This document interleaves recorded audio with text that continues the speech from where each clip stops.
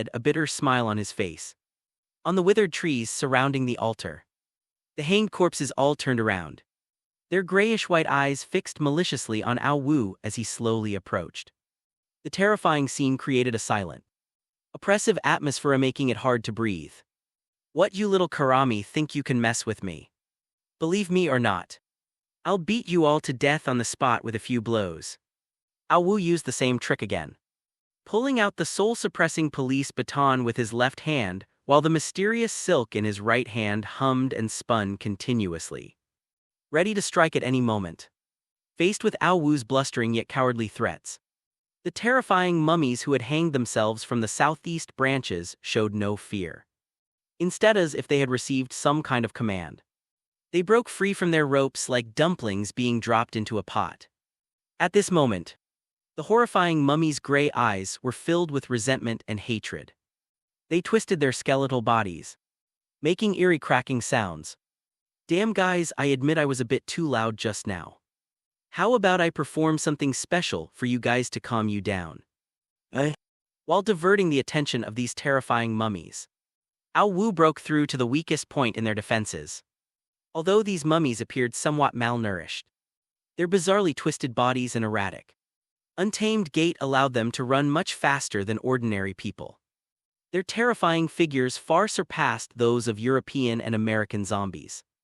Among them, the mummified corpse that Ao Wu had threatened was the most ferocious, charging ahead with its claws outstretched, seemingly eager to avenge its previous defeat. When this guy's yellow teeth, which hadn't been brushed for over 500 years, were only 0.1 millimeters away from Ao Wu's neck, Ao Wu finally snapped. Meow Ao Wu let out a low meow. Then his eyes turned into eerie green vertical pupils. His speed also suddenly increased, leaving only a blur in his wake. Is this mummified corpse on drugs? When I went in just now, he was acting like a coward, but now he's as fierce as Rambo. Trying to take me down all by himself, Ao Wu, frantically fleeing for his life, looked utterly incredulous. Let me be fair, meow. It's all Ao Wu's fault for being so pretentious.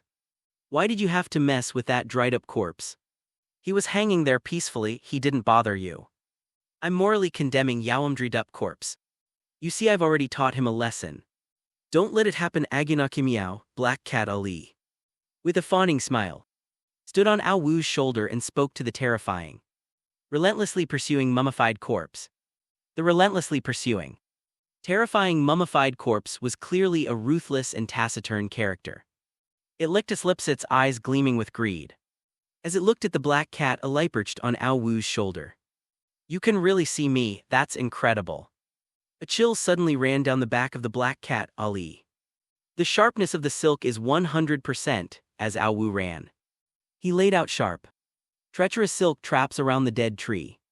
Any horrifying mummies that touched the web of grotesque threads were sliced to pieces by their own momentum. But they quickly recovered. Ao Wu's ghost silk attack couldn't kill the monsters. It could only slow them down. Furthermore, each time the ghost silk harmed a monster, a section of it would mysteriously disappear. Originally over 100 meters long, the ghost silk was now less than half its original length. However, fortunately, it could slowly regenerate over time. As the relentless, terrifying mummies were caught by the grotesque silk, they suddenly slowed down by 50%, allowing Ao Wu to seize the opportunity and escape their range.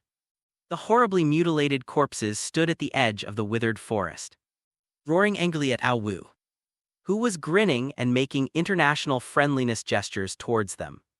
You mere ghosts dare to threaten King Ali, let me tell you. When King Ali was roaming the world, you were still breastfeeding meow. Seeing the furious expressions of those terrifying mummies, the black cat Ali uttered a merciless taunt. Damn, you weren't like this just now. You were calling me big brother like the most affectionate guy ever. Ao Wu looked at the black cat Ali with disdain. You know nothing, that was just a delaying tactic. You're obviously illiterate, let me tell you. This great king has studied the spring and autumn annals and the 36 stratagems. Black cat Ali puffed out its chest and said with a proud expression.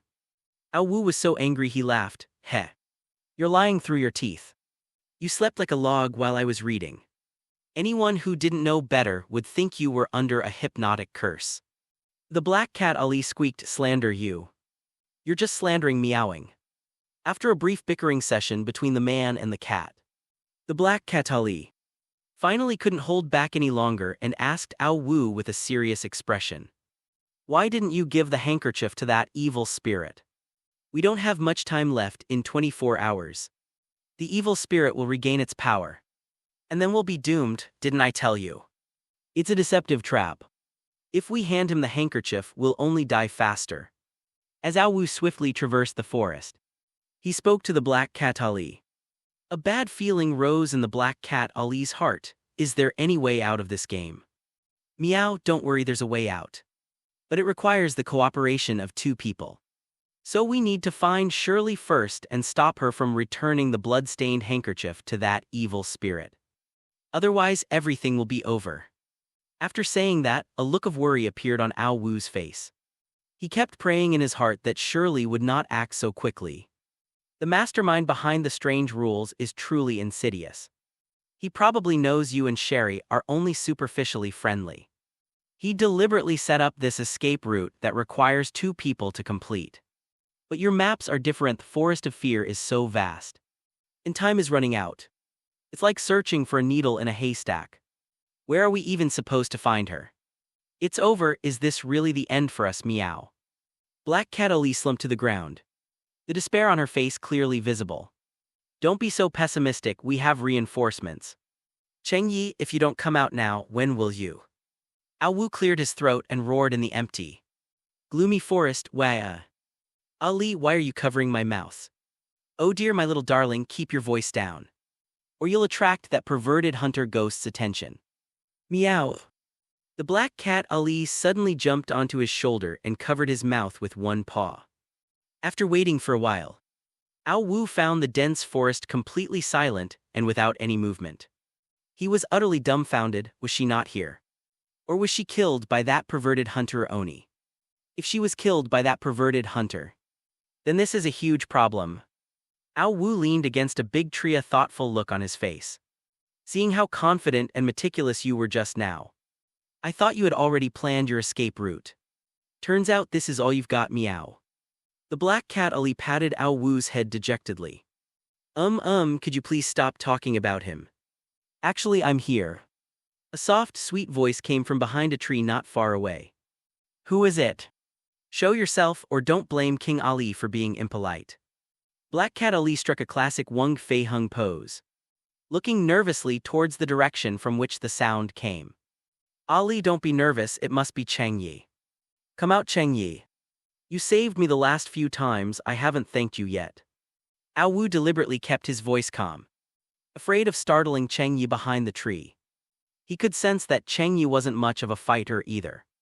On par with the black cat Ali, upon hearing Ao Wu's words, Cheng Yi lowered her head and awkwardly emerged from behind the tree. At this moment she seemed to have deliberately changed. She was no longer in the state of a rotting corpse, but rather a beautiful young girl with a baby face. Cheng Yi's hair was loose, her skin was as white as snow, and her eyes were as bright as stars at this moment. Her face was slightly flushed and she lowered her head, fiddling with her fingers, occasionally stealing a glance at Ao Wu. If Ao Wu is a social idiot, then Cheng Yi must be a socially anxious baby. You're called Ao Wu, right? That's what the cat called you. As for helping you, no need to thank me, you helped me first. Someone who would still care for me in my condition must be the gentlest, kindest. Mrao Wu must be that kind of person. Helping you, I did it willingly. Seeing Cheng Yi's shy expression, the black cat Ali was immediately furious. Beautiful lady, don't be fooled by his harmless appearance. This guy is not only a madman but also a player, juggling multiple relationships, a total scumbag. But I, the great king, am different. Not only am I of noble birth, but I'm also devoted to one person. And I even won the top 10 Outstanding Young Cats award. Meow. As he spoketh, black cat Ali leaned against a tree, propping his head up with his elbow, striking a melancholic yet handsome pose. You two are best friends. Don't say things that hurt feelings. Cheng Yi looked up nervously and stammered, ah. She talks in such a sweetcheesy way, it's so cute. I can't resist, meow. The black cat Ali looked at Cheng Yi with a look of utter delight. Ali, you've gone too far. It's one thing to elevate yourself, but why are you belittling me? Upon hearing what the black cat Ali said, Ao Wu was immediately enraged. Come here. Come here. Black cat Ali beckoned to Ao Wu with a sly gesture. What are you doing? Ao Wu said with a wary expression. Ao Wu. King Ali has never asked anyone for anything in his life. I really like this one, so please let me have it, okay, meow. Black cat Ali clasped her hands toward her face, pleading. What are you saying? Are ghost cats and demon cats different? Ao Wu stared at the black cat Ali in shock. The black cat Ali said mysteriously, what does that have to do with anything? Do you know who my master is, meow? Ao Wu looked puzzled. I've never heard of you having a master. Telling you the names of my masters would scare you to death. They are the outlaw hero Su Xian, the undead knight Ning Kaichen, the celestial being Dong Yang, and the dragon knight Yin Zhaiping. Black cat Ali said smugly, good heavens. You're like a toad looking for a frog, ugly as you are. But you're quite the player. Ao Wu's mouth dropped open. He was utterly astonished by the masters of the black cat. Ali, stop talking nonsense. Just tell me if you'll do it or not, okay, meow. Black cat Ali scratched at the dumbfounded Ao Wu. No. Ao Wu said decisively, why not, meow? There's no why, it just won't work. Ao Wu, I hate you, meow. Lots of people hate me, who do you think you are? Time is running out, you two, stop arguing. I just heard you were looking for evil spirits and demons in another village. I know a shortcut to their altar, but why are you going there? It's dangerous, you'll die. Cheng Yi, who is somewhat socially awkward, finally mustered up the courage to step forward and persuade the person and the cat to separate. Ah, this soft, bubbly sound, I love it. The black cat Ali looked up at Cheng Yi with a lovesick expression. You better tone it down. Ao Wu picked up the black cat Ali and placed it on his shoulder. Then said again, Ms. Cheng Yi. Didn't you know the game's ending path when you were developing it? Seeing Ao Wu speaking to her, Cheng Yi's slightly flushed face showed a hint of nervousness. We originally knew the way to survive and the rules. But after we were sucked into this death game, all the rules and the way to survive changed. And we all died in this terrifying game. A hint of regret appeared on Ao Wu's face. Then let me briefly explain the survival strategy behind this drop the handkerchief game.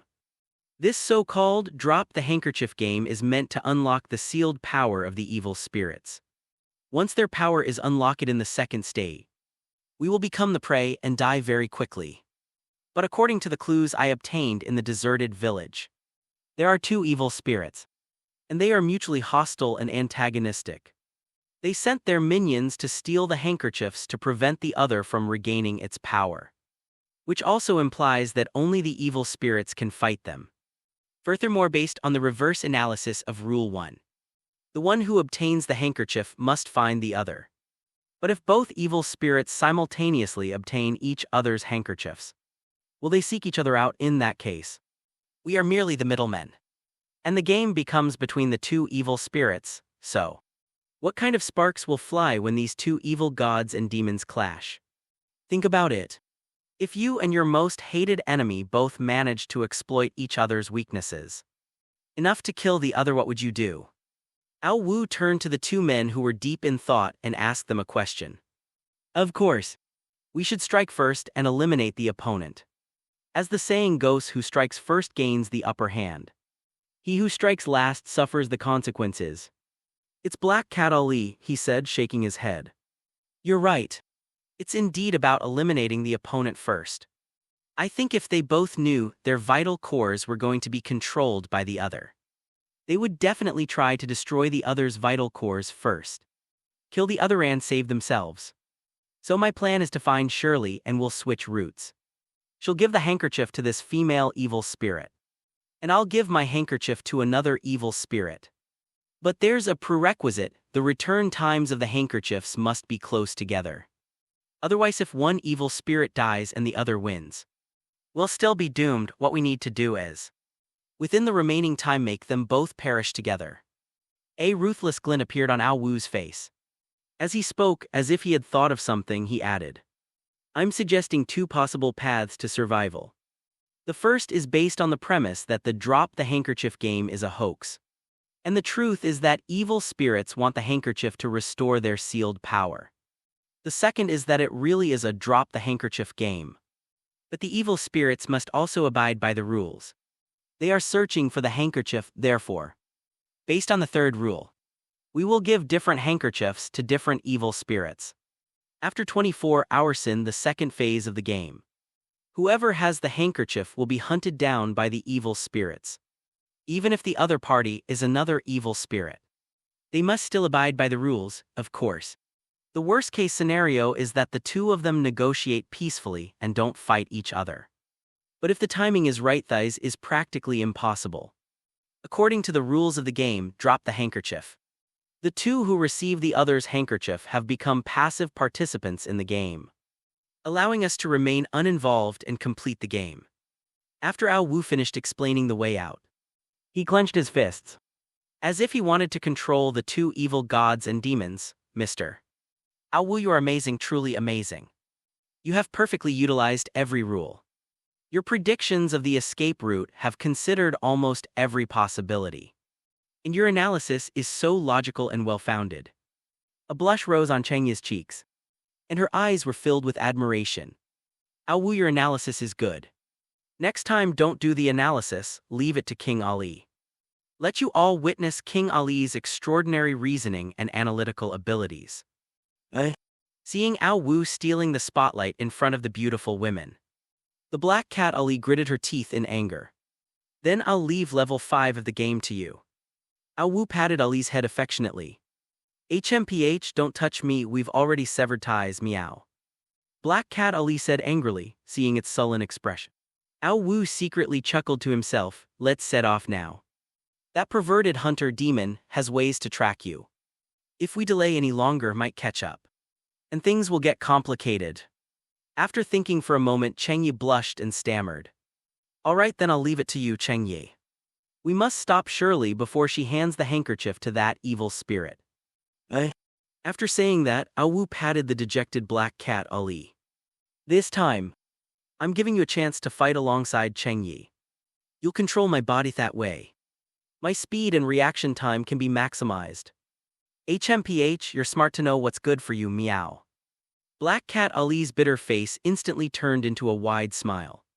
The ghost Cheng Yi led the way, her feet barely touching the ground as she floated incredibly fast.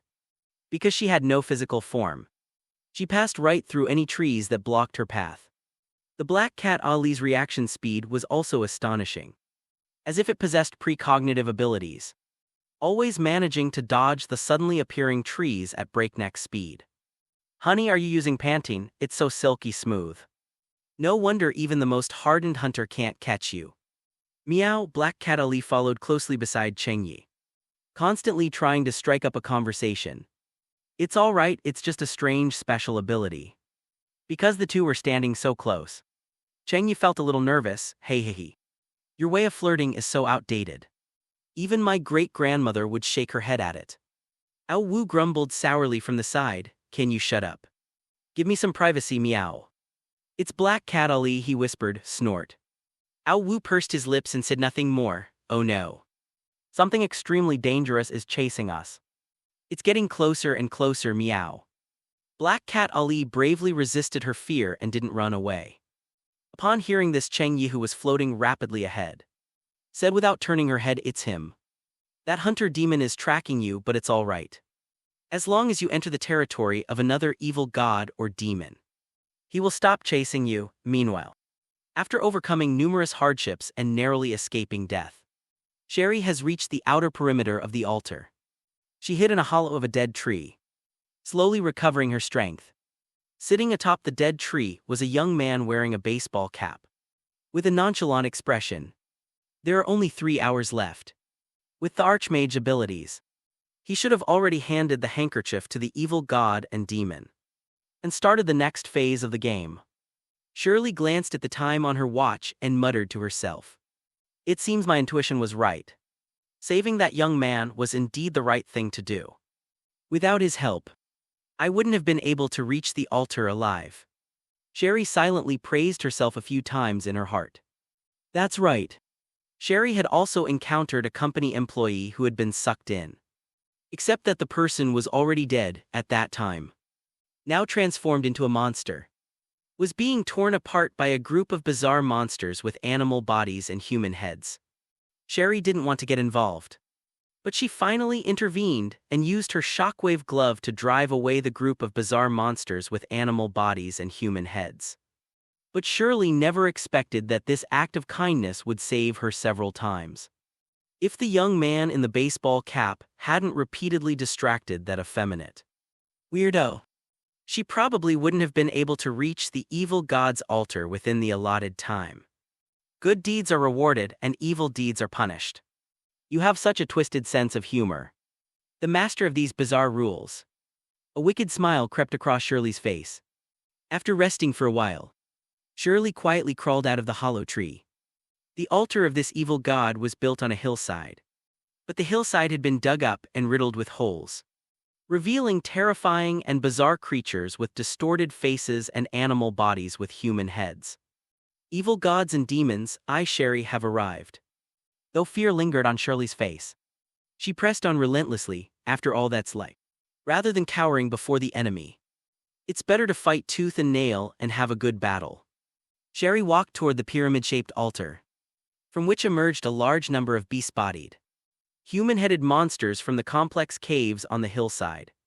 These terrifying monsters had twisted human heads growing from their bodies, and each of them wore a sinister smile, sending chills down one's spine. As Shirley approached the altar, the human-headed, animal-bodied monsters began to sing eerie songs that were incomprehensible to them. The silent terrifying forest, the horrifying beast-bodied, human-headed monster sound, the eerie, incomprehensible songs created a profound impact on one's mind and body. Even someone as mentally strong as Shirley couldn't help but sweat and turn pale. After all, she was only a 16 or 17-year-old girl. Her shockwave gauntlet was poised to strike. But the terrifying beast-bodied, human-headed monsters didn't attack her. They simply watched her silently. It was all like an ancient, ignorant people offering sacrifices to an evil god, with Sherry herself as the offering. Sherry climbed the steps of the altar and finally arrived at a dark, gaping entrance. "Shirley, don't go in, it's all a scam." A deafening roar interrupted the song of the beast-bodied, human-headed monster. The eerie monsters stopped chanting and turned their blank, indifferent gazes toward Ao Wu, who immediately felt extremely uneasy. That roar sounds familiar. Could it be him? No way. He should have already found a way out and escaped by now. Even Sherry, who had already reached the top of the altar, was stunned by the roar. She turned her head in confusion to find the source of the roar. "Shirley, look this way. I'm here. Don't go in. That evil spirit will use every means to make you hand over the handkerchief." The second phase of the game is not a way out. At this moment, Ao Wu, who had been traveling under the stars and moon, arrived at the outer perimeter of the altar of the evil god and demon. He kept waving to Shirley but did not dare to enter rashly, because those beast-bodied, human-headed monsters were always eyeing him covetously. "Ha, you're actually being kind. We've had a grudge for a long time, and we've both wanted to kill each other. You have a way out but you choose not to. And you're kindly telling me you must be joking. Yeah, I bet you're plotting something again. After all, you're notoriously cunning." Shirley looked at Ao, who was filled with anxiety, and a mocking smile appeared on her face. Shirley deliberately took out the blood-stained handkerchief and waved it in the air, then gave Ao Wu a princess-like curtsy.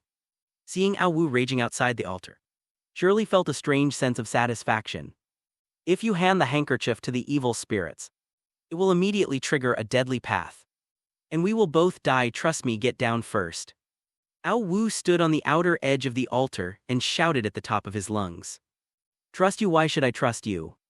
You've almost killed me several times. If I trusted you, I probably wouldn't even know how I died." As Shirley spoke, she made a face at Ao Wu on the evil god's altar. "Ao Wu, this woman is a bit ungrateful. What if she really goes in and gives that handkerchief to the evil god or demon? Then King Ali's glorious life will come to an end. You better think of something." Meow, the black cat Ali grabbed Ao Wu by the neck and shook him back and forth in terror. "What can I do? He clearly doesn't trust my pure and kind nature. It seems like this is really game over, but I'm so indignant. I didn't lose because of reasoning, but because of a little girl who doesn't trust my character." As Shirley walked into the altar, Ao Wu's face showed a bitter smile. At this moment, he had completely given up. He found a flat spot, lay down on the ground, and simply waited to die. "Mr. Ao Wu, never give up until the very last moment. What if a miracle happens?" Chang Yi, who was somewhat socially awkward, hesitated for a long time before finally mustering up the courage to walk up to Ao Wu, bend down and start explaining profound principles to him. The bright moonlight shone through the dense forest branches onto Chang Yi's pure and beautiful face, making her appear exceptionally holy, like an angel, especially since she was bending over at this moment. Ao Wu suddenly felt that Chang Yi's words were very plain, very straightforward, very reasonable, very profound, and very reasonable. Ms. Chang, what you said makes a lot of sense. I can't refute it." Strands of black hair fell onto Ao Wu's face. Tickling his nose, he reached up and touched it, only to find that his nose was bleeding. "Mr. Ao Wu, are you all right? You're bleeding?"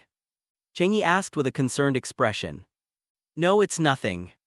The weather's a bit dry and I'm feeling a little feverish." You're not allowed to look.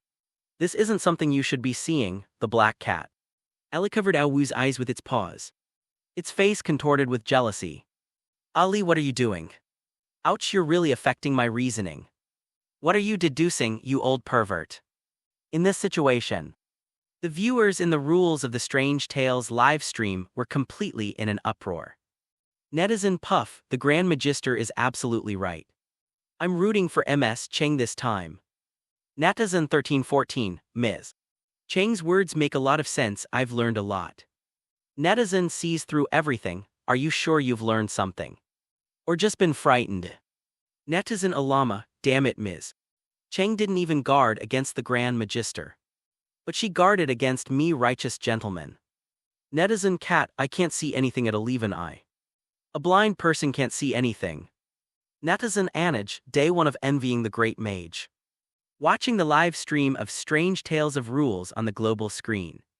Everyone from the Special Affairs Bureau wore strange expressions. Except for Su Kyuho looked furious, that jerk. He's about to die and he's still flirting with girls. Why doesn't he just die, seeing Suki's furious expression? The people around her quickly moved away, fearing she might get caught in the crossfire. At the same time, a dark environment in front of Sherry, who had already entered the altar, suddenly changed and turned into a cozy apartment. This is actually my home. Am I dreaming? No, this is all an illusion, all an illusion.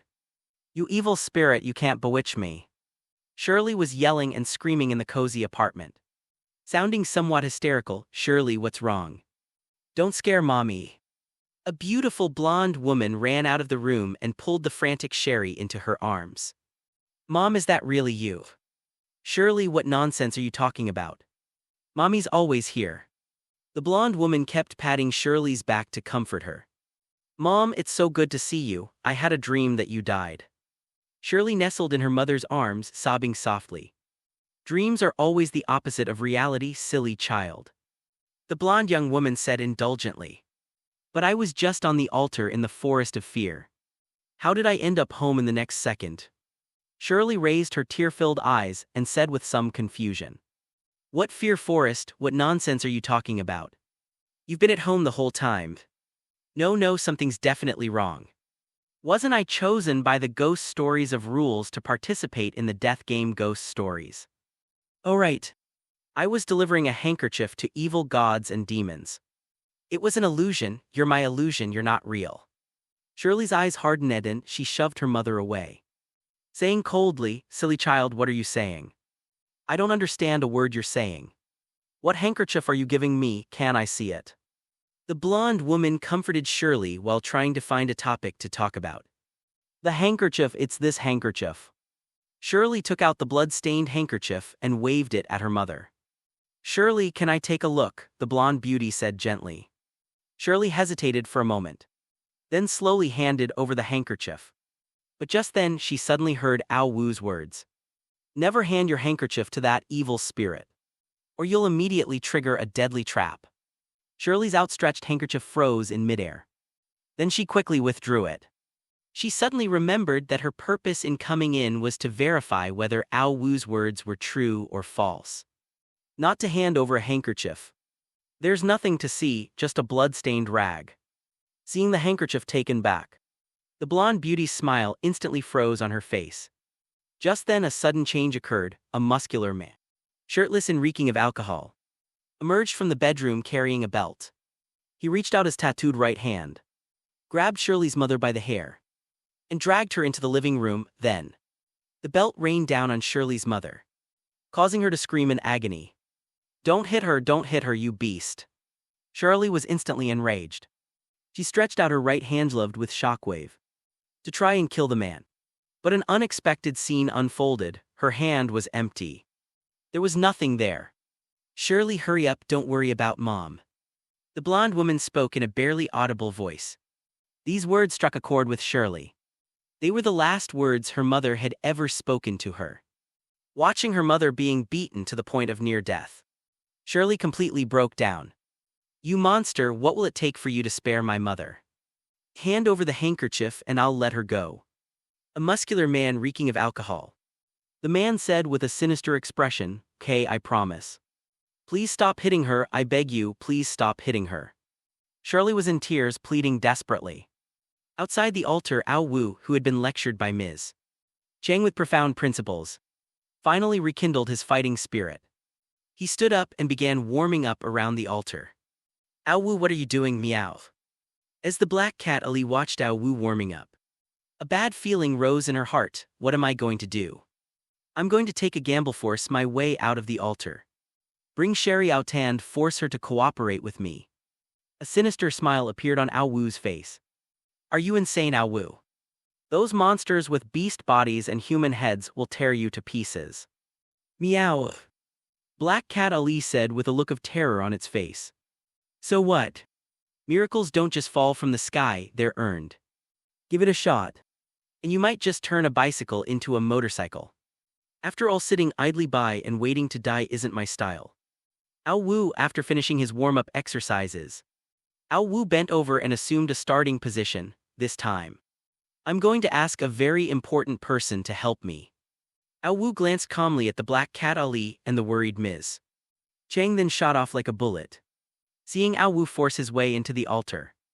The strange creatures with beast bodies and human heads around him immediately revealed a fierce glint in their eyes and swarmed over. Ao Wen, help me. Ao Wu, trapped in the encirclement, let out a furious roar. The Black Cat Ali perched on Ao Wu's shoulder. Gradually dimmed until it disappeared. You monsters are in for a rough time, that guy's coming. Meow. Another terrifying entity instantly took control of Ao Wu's body. Roar and angry roar echoed throughout the fearful jungle. Ao Wu's body instantly swelled to 3 meters. His muscles bulging like those of a demonic muscle man. Ao Wu's eyes flashed with a fierce red light. His killing intent radiating almost tangible. He unleashed a punch with immense force, sending a beast-bodied, human-headed monster flying dozens of meters away. Although he couldn't destroy the monster, he had indeed gained the upper hand in terms of strength. At this moment, Ao Wu was like a heavy tank, rampaging up the steps leading to the altar. But humans are ultimately made of flesh and blood. And even with the courage of 10,000 men, they still could not contend with the strange being that possessed bizarre power and immortality. The bizarre monsters with animal bodies and human heads gathered in greater numbers, completely covering Ao Wu, who had transformed into a devilish muscle man, Mr. Ao Wu. You won't die, I believe you won't die. With tears welling in her eyes, Ms. Cheng shouted loudly at Ao Wu, who was completely covered by the beast-bodied, human-headed monster. The eerie aura of a beast with a human head continued to converge on Ao Wu. And Ao Wu's roar gradually subsided. Mr. Ao Wu, are you going to die? I hate myself so much. I hate myself so much for not having the power to protect Mr. Ao Wu. Chang Yi wiped away her tears and covered her stunning face again with her red scarf. Then she lifted her leg to step into the altar filled with monsters with animal bodies and human heads. Spirit flashlight, evil spirits begone. A golden beam of flashlight suddenly erupted from the center of the beast-bodied, human-headed monster. And wherever the golden light reached, all evil spirits retreated. Ao Wu, who had transformed into a muscular devil, slowly stood up in the center of the golden flashlight beam. Although he was covered in wounds, still looked imposing. Mrio Wu, it's so good that you're still alive, Ms. Cheng wiped away her tears with emotion. Before the beast-bodied, human-headed monsters could reform their bodies, Ao Wu strode onto the altar with trembling hands. Shirley handed the handkerchief to the menacing-looking white man. The tyrannical white man grinned maliciously as he reached out to take the handkerchief. A fist the size of a sandbag struck him in the face even faster, sending him flying more than 10 meters before he crashed into the wall with a loud thud. Excuse me, can I borrow this girl for a moment? As the shirtless, alcohol-reeking white man was knocked down by Ao Wu's punch, the cozy apartment Shirley had seen suddenly began to crumble into ashes. The surrounding environment also began to drastically change, transforming into an altar littered with the remains of human corpses. Not far from the altar stood a Terrafianjiri creature, half human and half goat. Its eyes fixed on her with malevolent intent. No, it wasn't looking at her but at the man beside her. Ao Wu, it's you. Shirley stared in shock at Ao Wu, who had just been defeated by the terrifying and eerie man. Ha, who else could it be but me? You're Prince Charming, perhaps. Ao Wu chuckled, picked up Shirley and was about to leave. You be *****D, why should I listen to you? Why should I go with you? Let me go. Shirley yelled and screamed, kicking and hitting Ao Wu repeatedly. If you dare to cause any more trouble, I'll kill you right now. Ao Wu's voice was icy cold and filled with murderous intent. Shirley felt a chill run down her spine upon hearing it and dared not move or fight back. She could sense that the man truly wanted to kill her. Ao Wu turned and left with Shirley in his arms. But a cold voice came from behind them. You mere human, so arrogant, daring to blaspheme the gods. But heaven cherishes life. If you leave your handkerchief and sincerely repent, I might spare your life. I'll leave you to F*** ing mess with Mayu coward. Why don't you just do it to me now? Ao Wu unleashed a torrent of curses at the bizarre half-human, half-goat creature, then turned and left before the beast-bodied, human-headed monsters could fully materialize, leaving the half-human, half-goat monster bewildered in the darkness. Holy crap, are humans all this powerful now, damn it. If the rules hadn't sealed my power, I would have turned him into a pile of minced meat by now. No handkerchief for me, fine, you only have a few hours left. You just wait, I'm going to make you wish you were dead. The roar of the half-human, half-goat monster echoed across the altar. Ao Wu had already appeared on the outer edge of the altar. He threw Shirley, whom he was holding under his arm, to the ground. Thenhai's body began to shrink as if deflated, until it returned to the size of a normal human. Ao Wu. These weird things are impossible to kill. It's so frustrating. I'm sleepy again. Wenji, I'm leaving first. You need to take care of yourself. A rough voice came from Ao Wu's body. Brother Wen. It's such a wonderful time. How can you sleep for 100 years? Wake up and let's have some fun, Ao Wu. I can't take it anymore, I'm so sleepy I really can't hold on. The rough sound then grew fainter and fainter until it disappeared completely. What a terrifying madman. He always likes to talk to himself, and what's worse, he's unpredictable, cunning, and a formidable fighter. Who could possibly handle someone like that?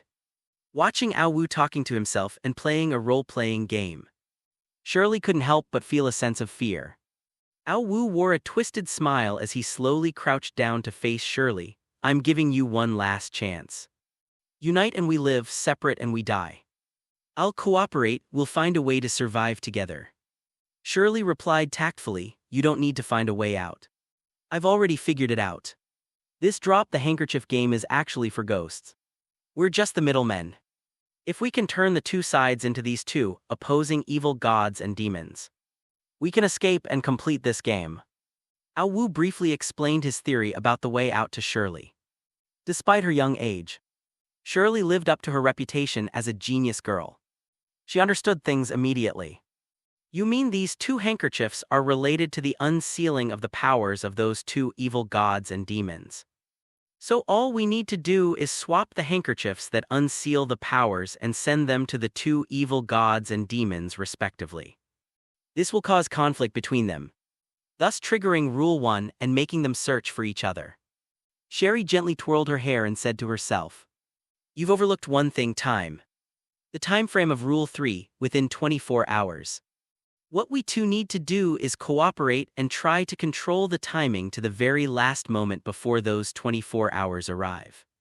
The time we deliver the handkerchief needs to be very close, and definitely not more than 24 hours apart. If it exceeds 24 hours, our lives will be in danger.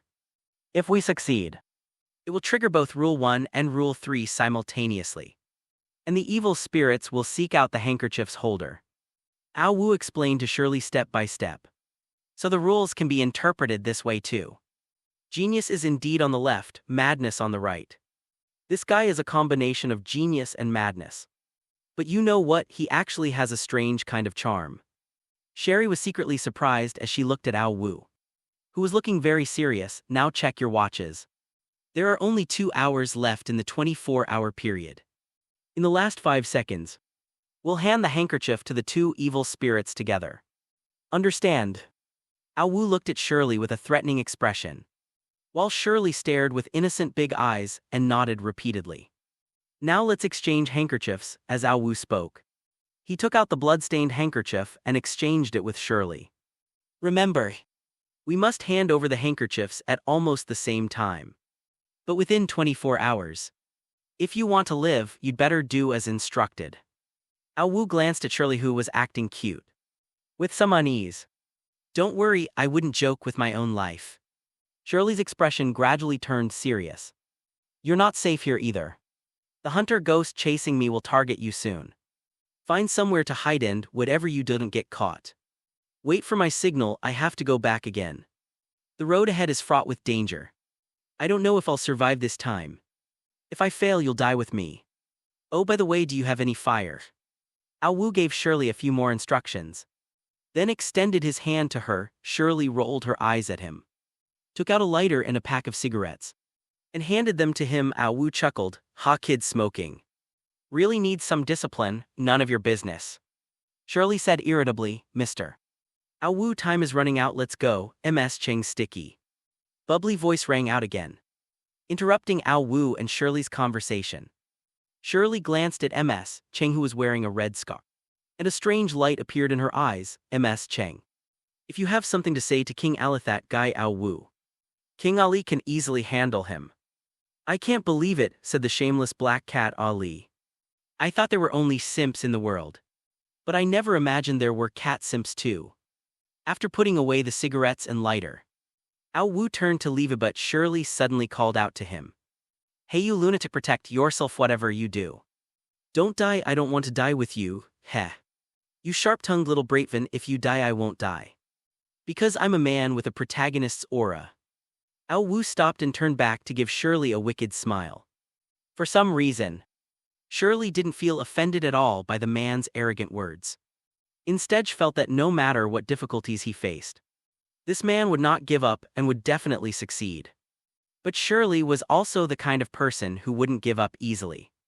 Her eyes remained stubborn, and she muttered under her breath, still unconvinced, HMPH. Men who make grand pronouncements usually die young. Upon hearing this, Ao Wu simply smiled calmly and said nothing more. Instead, plunging headlong into the dense forest, Ao Wu continued to traverse the dense forest. But the expected frenzied pursuit did not materialize. He had already covered almost half the distance and had encountered no further danger except for a grove of hanged ghosts. Strain. Where are the monsters under the command of the evil god and demon? Why aren't they chasing after us? Don't they want to break the seal and kill the enemy first? Meow.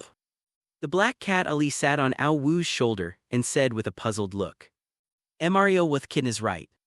I can't sense any evil spirits around me, Ms. Cheng also spoke timidly, is that so? A thoughtful look appeared in Ao Wu's eyes. Then he said to the man and the cat. It seems the path of survival was correct, actually. We were all wrong from the very beginning of the game. The two evil spirits, henchmen bound by the rules, could only sense each other's handkerchiefs. They couldn't sense the location of their own master's handkerchief. For example, if we were to deliver a handkerchief from a half-human, half-goat monster to a female evil good, logically, his hunter demons should have already caught up. After all, this concerns the safety of his master. If she were to break the seal first, she might harm the half-human half-goat monster. However, he didn't immediately pursue us as usual, which means he can't sense our location right now. The same goes for that effeminate demon that Sherry mentioned. Upon hearing this, the black cat Ali showed a look of sudden realization. I understand. If you and Shirley had swapped handkerchiefs back then, the game would have been much easier. But it's never too late to mend things. Meow, Ali. Cheng, we can't be careless. The ghost hunter might not have realized what's happening yet. If he discovers the handkerchief has been switched, he'll definitely figure out our purpose. The ghost hunter has been chasing us all this way and is familiar with our route. So we can't continue along the original route. We have to plan a new one. Otherwise, we might be ambushed by the ghost hunter halfway. Ao Wu spoke solemnly to Ms. Cheng and the black cat Ali. I have another route, but it involves a detour and will take longer. I don't know if I'll have enough time. Ms. Cheng's soft, gentle voice was very soothing to Ao Wu and the black cat Ali. Ao Wu, Ms. Cheng makes a lot of sense. Let's do as she says. Meow. The black cat Ali looked at Ms. Cheng with a look of utter delight. Shameless licking, big licking cat. Ao Wu looked at Ali with disdain. Nonsense, oh my god. I'm not a cat licker, I'm Ms. Cheng's little sweet kitten Meow, the black cat Ali, placed its paws in front of its face striking a cute pose, and began to fawn over Ms. Cheng. I'm sorry, I don't like cats, I'm allergic to cat fur. Ms. Cheng blushed slightly and said somewhat embarrassedly, oh no, this isn't real. Black Cat Ali clenched its fists and howled to the sky. Yuan Hua's signature BJM music started playing at that very moment. Can you please stop howling? If you keep howling like that, you'll just start calling the hunter's ghost. Ao Wu said with a look of disgust. Lai Bao is suffering inside. But if she doesn't say anything, who can understand? Meow. The black cat Ali gazed into the distance with tears in its eyes. Its gaze deep and unwavering. A B*****ch is just being pretentious. Ao Wu said leisurely. The black cat Ali said with a wronged expression, you think you're so great. You're so high and mighty. What's wrong with me wanting to experience the bitterness of love? Meow. Ao Wu's words broke his defenses, and the image of the melancholy little prince completely collapsed. Ms. Cheng, who had been hiding to the side and secretly laughing, couldn't hold back any longer. She reached out and stroked the black cat Ali's head, saying, don't be sad, to come here and let me pet you. It was worth dying for. Meow, enjoying Ms. Cheng's gentleness. The black cat Ali raised its chin at Ao Wu with a smug look on its face. Holy crap, this works. Ao Wu was completely dumbfounded. With less than half an hour left in the 24-hour period, the black cat Ali controlled Ao Wu's body and ran for his life. Due to the excessive exertion, his body could not withstand it and even suffered damage. With only 10 minutes left, Ao Wu finally reached the outer edge of the withered tree forest. Ali, you've cost me another 5 years of my lifespan. Ao Wu hid on the outskirts of the withered forest, muttering to himself, you should be secretly happy that you're trading 5 years of your life for a chance to live. Meow. Black Cat Ali spoke up in rebuttal. Mr. Ao Wu, why aren't we heading to the altar?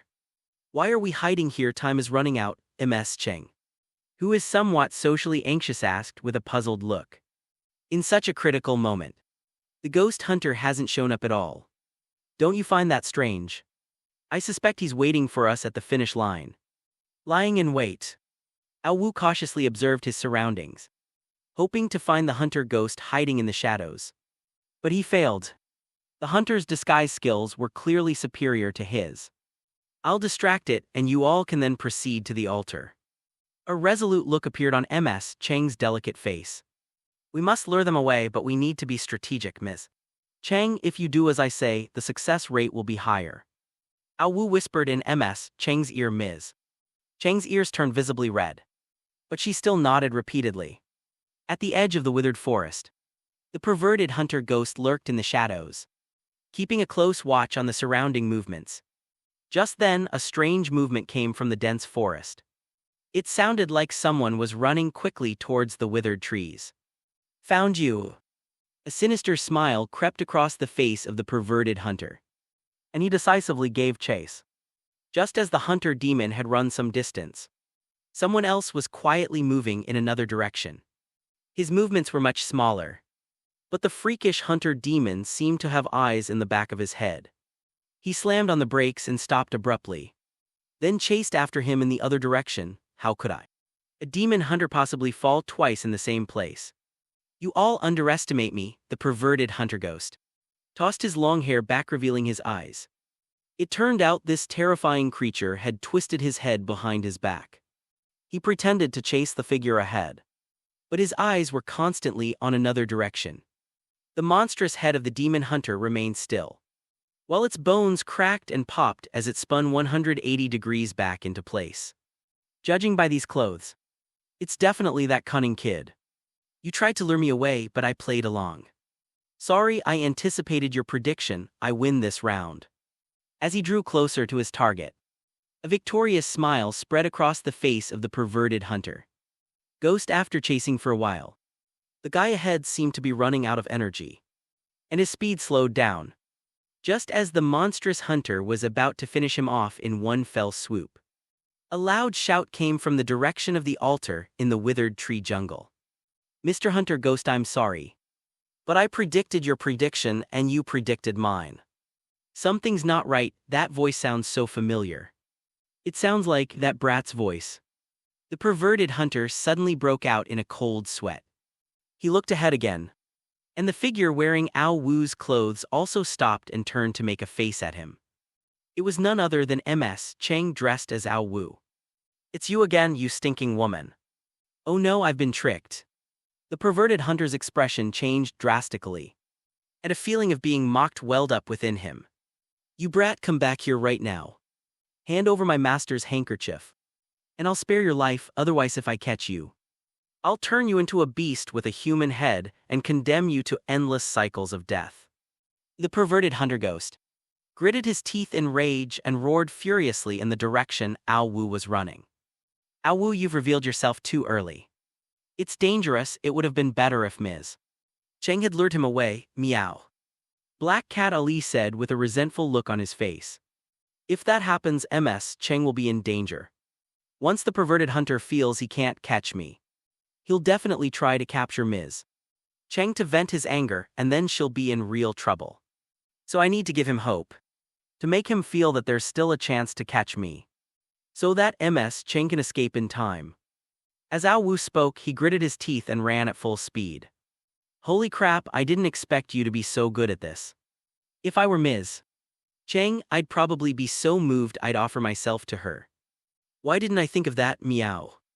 Black Cat Ali said with a frustrated look on his face. "What are you thinking with that little head of yours, Ms. Cheng has helped us so many times. How can we let her put herself in danger? That's just too unfair." Ao Wu was speechless. "Can you stop talking nonsense? That perverted hunter demon has caught up with us, run. We're doomed." He's pulled out his gun, meow. Seeing the grotesque and ferocious face of the perverted hunter, even the black cat Ari was so frightened that its fur stood on end. Bang bang bang, intense gunfire erupted behind Ao Wu. Countless bullets whizzing past his body and snapping the giant tree beside him. Holy crap, is that a bullet or a shell? As Ao Wu ran at full speed, cold sweat dripped continuously from his forehead. "Are you sure you can handle this, Greyhound? Hunter Ghost is too fast, he's too fast, meow." The monstrous hunter behind them accelerated again, a sight that terrified black-haired Ali, who frantically slapped Ao Wu's head with its claws. "You brat, you'd better die," with a roar. The lower half of the perverted hunter ghost suddenly transformed into a spider. The giant spider's 8 legs spun wildly like wheels, relentlessly pursuing Ao Wu. Meanwhile, his upper body grew onto the spider's abdomen, aiming his gun at Ao Wu and firing. "Damn it, he's so happy I'm about to cry. Ali, come here, I can't run anymore. I always tell you to exercise more, but you just sit there doing nothing. When it really matters, we have to rely on King Ali, meow."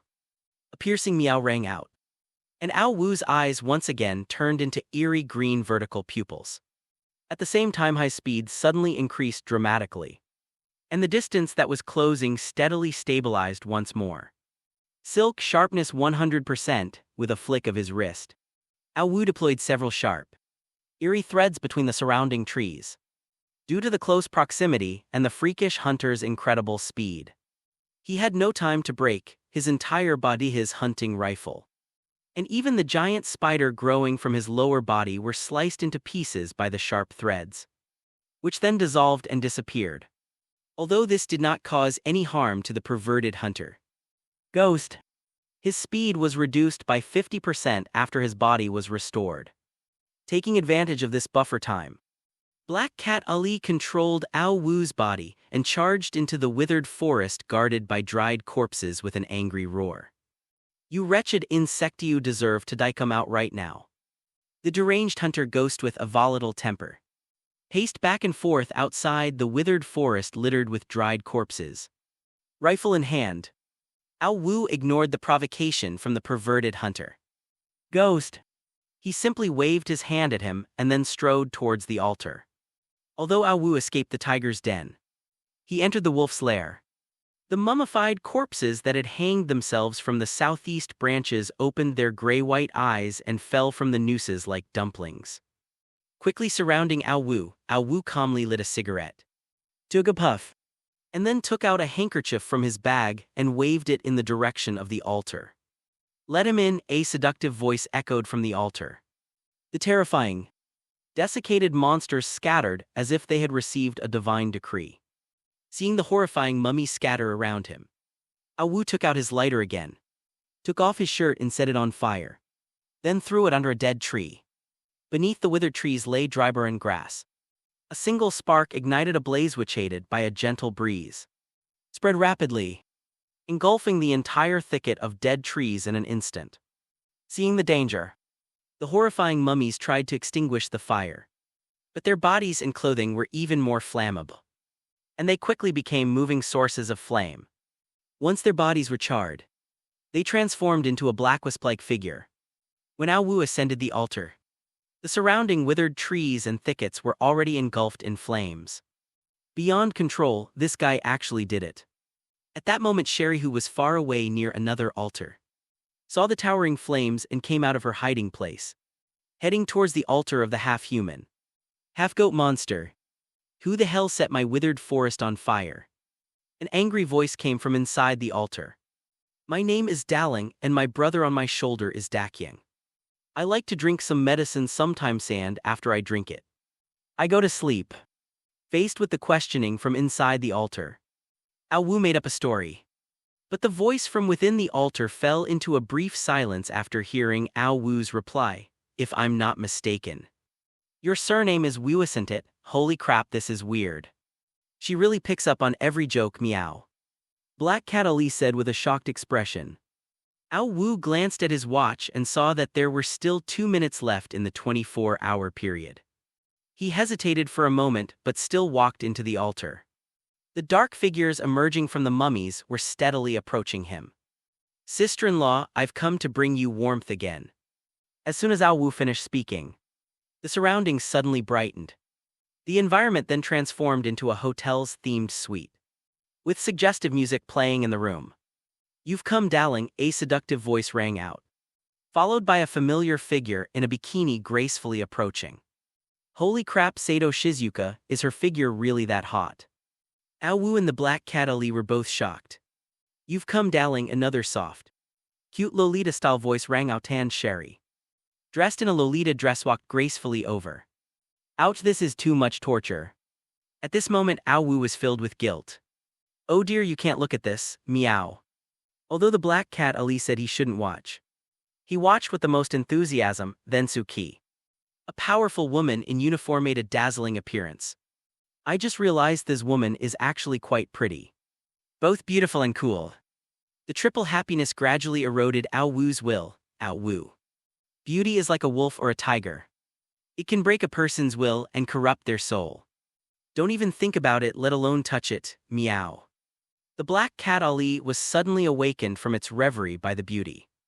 It slapped Ao Wu a dozen times in an attempt to keep him sober. "Ali, you're right. I almost fell into their trap of gentleness." Ao Wu looked relieved, then turned to look at the Black Cat Ali. At this moment, Black Cat Ali's eyes widened, because Ms. Cheng, dressed in a maid outfit, was slowly walking towards them. "The master's orders are absolute, Ms. Cheng." Looked shy as she spoke to Ao Wu in a soft, bubbly voice. Upon hearing this, the Black Cat Ali was completely captivated and darted into Ms. Cheng's arms with a whoosh. "Damn it, give me some lychees." Seeing the Black Cat Ali fall for him, Ao Wu looked at him with a disappointed expression. "How can you expect me to eat lychees? That's Ms. Cheng." "Meow." The Black Cat Ali lay in the gentle embrace, looking completely blissful. Seeing that Ao Wu remained unmoved, Sato Shizuka Sherry, Zukind Ms. Cheng, who was still holding her cat, surrounded him. "Beauty is an invisible evil thought. If it's not in your heart, you will naturally remain unmoved." Ao Wu kept repeating these words to himself, trying to calm himself down through this hypnotic method. But amidst the warmth and softness of her body, he ultimately succumbed. Just as Ao Wu was lost in his own world, a hand snatched the blood-stained handkerchief from his grasp. "It's a bit late, but I still got it, hee. Even the most cunning prey can't escape the hunter's grasp. Young man, you're still too young." The voice of the female evil god echoed softly. "Oh really? Have you ever heard that the greatest hunters often appear as their prey?" Ao Wu glanced at his watch, shoved aside several stunningly beautiful women, and walked straight up to the female evil god. Heh, it seems your friend doesn't think that way. The female evil god sneered and casually pointed at the black cat. Ali, who was still trapped in the illusion. This guy with an underdeveloped brain and a completely undeveloped cerebellum doesn't count. Feeling somewhat ashamed, Ao Wu immediately grabbed the black cat Ali and slapped him several times to bring him back to his senses. Ao Wu, you might not believe it, but Ms. Cheng just gave me a thorough dressing down. I was completely stunned, come to my senses, said the black cat Ali with a blank expression. You idiot, I'm speechless, Ao Wu. Finding it embarrassing, grabbed Ali's tail and tossed it onto his shoulder. I feel my power returning, and this powerful force intoxicates me. The female evil god opened her arms and said with a look of ecstasy. Sister-in-law, 24 hours have passed.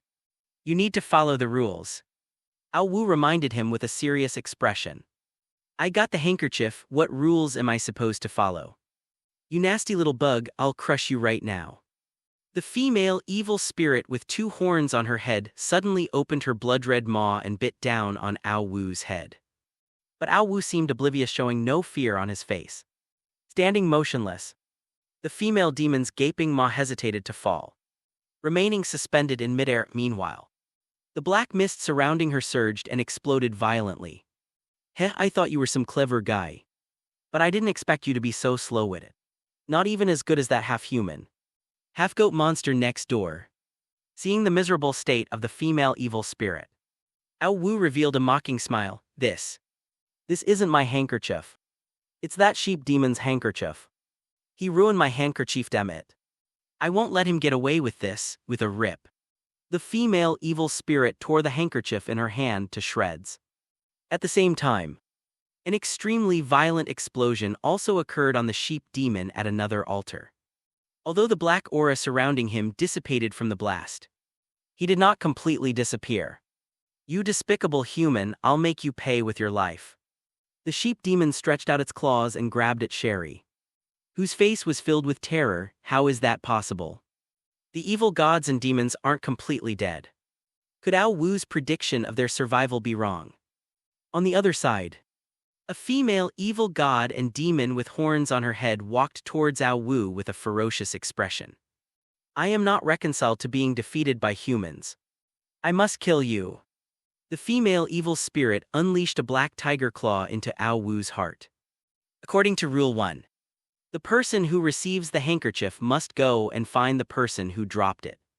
According to Rule 3, please hand the handkerchief to the evil spirit within 24 hours. Otherwise, the evil spirit will actively try to take the handkerchief back. The sheep demon has now passed the handkerchief to you, but you haven't received it within 24 hours. Therefore, you must take the initiative to reclaim it. This is a rule-breaking story, not a child's game. Rules aren't something you can simply disobey. The female evil spirit's claws froze in midair. Ao Wu walked forward with a mocking expression, patted the female evil spirit's ugly face, and then walked away amidst her resentful and unwilling gaze. Roar! A furious roar rang out, and the female evil god demon transformed into a cloud of black mist and soared into the sky. The same thing happened to Sherry, the half-human, half-goat monster was also unable to harm her. Upon hearing the female evil god demon's angry roar, it too transformed into a cloud of black mist and soared into the sky. 2 clouds of black mist were locked in a fierce battle in the air, while their hunter demons and the effeminate monster were also locked in a life-or-death struggle. Moments later, both sides perished. Warm sunlight shone through the dense forest onto the earth, and the terrifying mummies hanging from the southeast branches and the monsters with animal bodies and human heads turned into a pile of light spots and gradually disappeared in the sunlight. At the same time, the young man wearing a baseball cap next to Shirley gradually disintegrated into golden specks of light. Are you leaving too? Shirley looked at the young man in the baseball cap with a complicated expression in her eyes. The young man in the baseball cap simply nodded without saying a word. He took off his cap and placed it on Shirley's head, then affectionately ruffled her hair. On Ao Wu's side, Ms. Cheng was also saying her final goodbyes to Ao Wu and the black cat Ali. MS Cheng, be brave, the world belongs to the brave. Ao Wu patted MS Cheng on the shoulder and said, really? A light shone in Ms. Cheng's eyes as she was dissipating into specks of light. Really, Ao Wu never lie. Ao Wu looked serious. While the black cat Ali curled its lip in disdain, MS Cheng, I'll miss you so much, meow, the black cat Ali opened its arms with a reluctant expression. Wanting to give it one last hug, MS Cheng lowered her head. Her face slightly flushed. And it took her a long time to muster the courage to walk towards Ao Wu and Ali. Black cat Ali closed its eyes, preparing to receive Ms. Cheng's warm embrace. Although the ideal was beautiful, the reality was harsh. MS Cheng simply patted the black cat Ali's head, then walked over to Ao Wu and gently hugged him. She took off the red scarf from her neck and gently wrapped it around Ao Wu's neck. All the good cabbages have been eaten by pigs, meow. Black cat Ali looked at the two, embracing with a frustrated expression. Ao Wu stared at MS Cheng in astonishment, seemingly unable to believe what was happening before his eyes. Mrao Wu, thank you. After saying these words, Ms. Cheng turned into a pile of golden light and disappeared before Ao Wu and the black cat Ali's eyes. With MS Cheng's disappearance, the global live stream of Rules of the Strange was filled with lamentations. Although MS Cheng's appearance was brief, her sticky voice, pure and lovely appearance, shy and socially awkward personality, and extraordinary courage at crucial moments still captured the hearts of a large number of male and female fans. A seemingly pointless poll has revealed that Ms. Cheng has risen to third place among the most popular characters in Rules of the Strange, followed by Sherry in second place and Ao Wu in first. The top two are among the best survivors in Rules of the Strange, so their large followings are understandable. However, MS Cheng, who is essentially an NPC, also surprisingly has a huge fanbase. Netizen One Punch Man, damn these weird rules. They actually made my favorite MS Cheng go offline. My youth is over. Netizen Death God, I'm a girl and I really like this girl. And she just went offline, I'm so sad. Netizen One Flower. One World, I want to send razor blades to the keeper of the strange rules. Does anyone have an address? Netizen Milk, hey guys, you can't say that. A brother of mine said something bad about the ruler of the Rules of the Strange. And not long after, he was transported to the world of the Rules of the Strange. Netizen One Flower One World, holy crap. Why didn't you say so earlier? The atmosphere inside the Daxia Special Affairs Bureau was somewhat oppressive. They all felt a deep sense of regret over Cheng's departure, alas. People who repay even the smallest kindness with the greatest gratitude are rare these days. Sensitive Sue secretly wiped away a few tears. Director Wang. We missed the chance to get the bullet screen notification. But we found some new information about Ao Wu. A smart and upright young man in uniform handed a sealed file folder to Director Wang, who was watching the live broadcast. Director Wang solemnly accepted the file folder and returned to his office. During this time, Suki and Lin Bufan tried to sneak in to peek, but Director Wang sternly reprimanded them. So there was such a secret. Ao Wu really knows how to keep things quiet. I wonder how he spent 6 years of his youth. Director Wang put down the file folder in his hand and said with a sigh. Survivor 4 Ao Wu from Daxia has completed level 4 of the Rules of the Strange game, Death Game, the handkerchief dropping game in the Forest of Fear, and will now be teleported to level 5 Truth or Dare. Survivor 10. Sherry from the US's Strange Walkthrough Rules, Death Game level 4. The handkerchief drop game in the Forest of Fear, now teleporting to level 5 Truth or Dare. A blinding white light enveloped Ao Wu and Shirley completely. And then their figures vanished from the spot. When they regained consciousness, they found themselves in an ancient castle. The castle style was eerie, resembling a medieval vampire castle. They were currently in a banquet hall. This banquet hall had no electric lights, but huge candles were lit all around. In the center of the banquet hall stood a huge round table, surrounded by 8 chairs. The tabletop was carved with enormous and eerie eye patterns, as if a giant ghostly eye was staring intently at everyone present, creating a truly chilling sight. Not only that, There was also an empty wine bottle lying on the table, tilted to one side, judging from its shape and the red liquid remaining at the bottle mouth. Ao Wu deduced that it should be a wine bottle. Ao Wu, these candles are terrifying, meow. The black cat Ali huddled on Ao Wu's shoulder, trembling. Ao Wu had been so focused on observing the huge round table that he hadn't paid much attention to the candles around him, only noticing how bright they were now. Upon closer inspection, even the most daring man couldn't help but break out in a cold sweat. These weren't giant candles at all. They were clearly standing human corpses. Both male and female, their skulls had been removed, and a lit wick extended from their empty heads. Upon closer inspection, the pupils of these people still held a lingering sense of terror. Ladies and gentlemen, the fifth level of the rules of the uncanny death game, Truth or Dare, is now officially beginning. Due to the heavy losses suffered by the survivors, the game cannot continue normally. Therefore, we will randomly select 6 viewers from those watching the rules of the uncanny global live stream to participate in this game. The 6 selected participants do not need to complete any other levels. They only need to complete this level to leave the rules of the Strange Tales event and will receive generous rewards from the rules of the Strange Tales global livestream. The game will randomly draw numbers in 10 seconds, 1,098,765. 43:21 as the countdown ended. Viewers watching the global live stream of Rules of the Strange felt a chill run down their spines. A moment later, those who found themselves still in the real world were overwhelmed with the joy of surviving a disaster. But some people are just unlucky.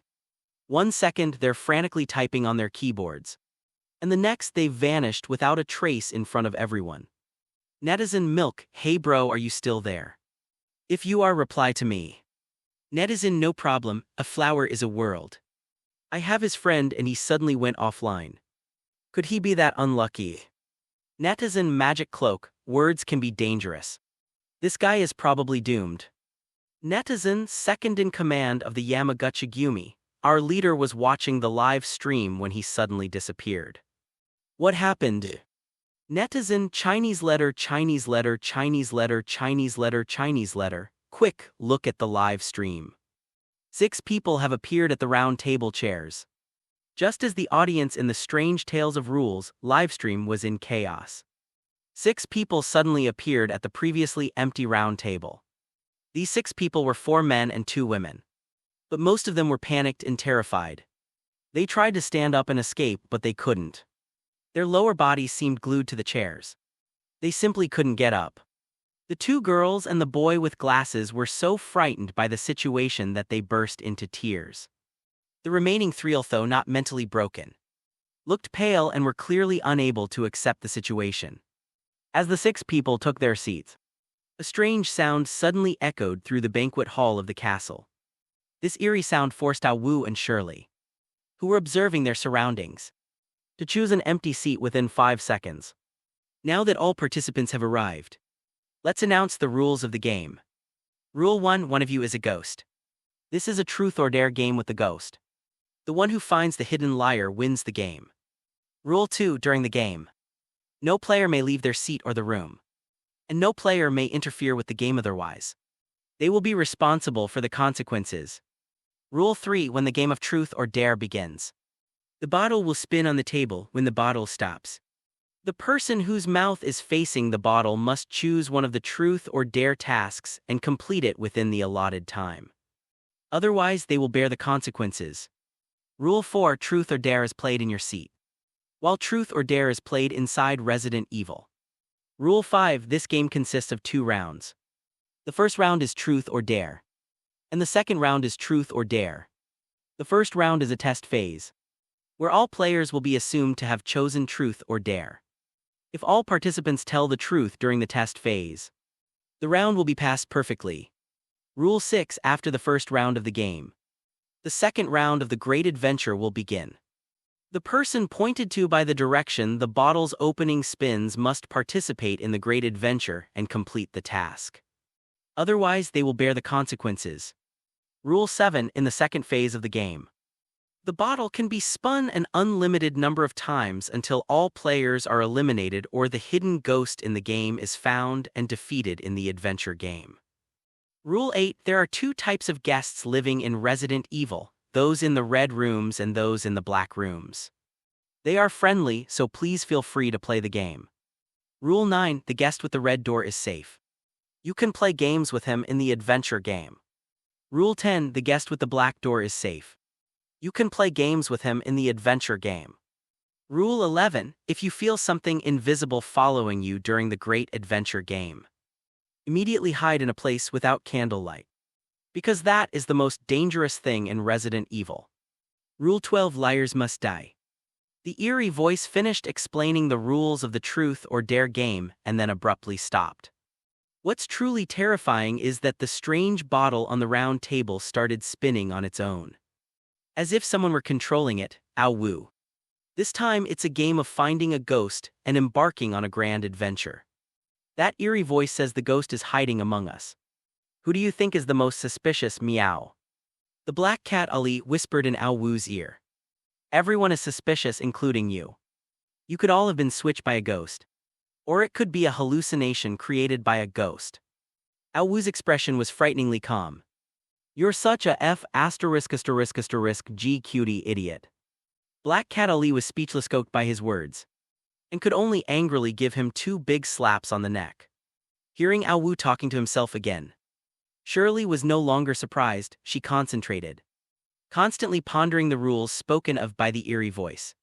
In the first stage of this game, you can only choose to tell the truth. That's strange. Is everything alright as long as you tell the truth? Is it really that simple? Sherry was skeptical of Rule 5 as described by the eerie voice. The bottle spun slower and slower, eventually pointing at a young woman with a terrified expression.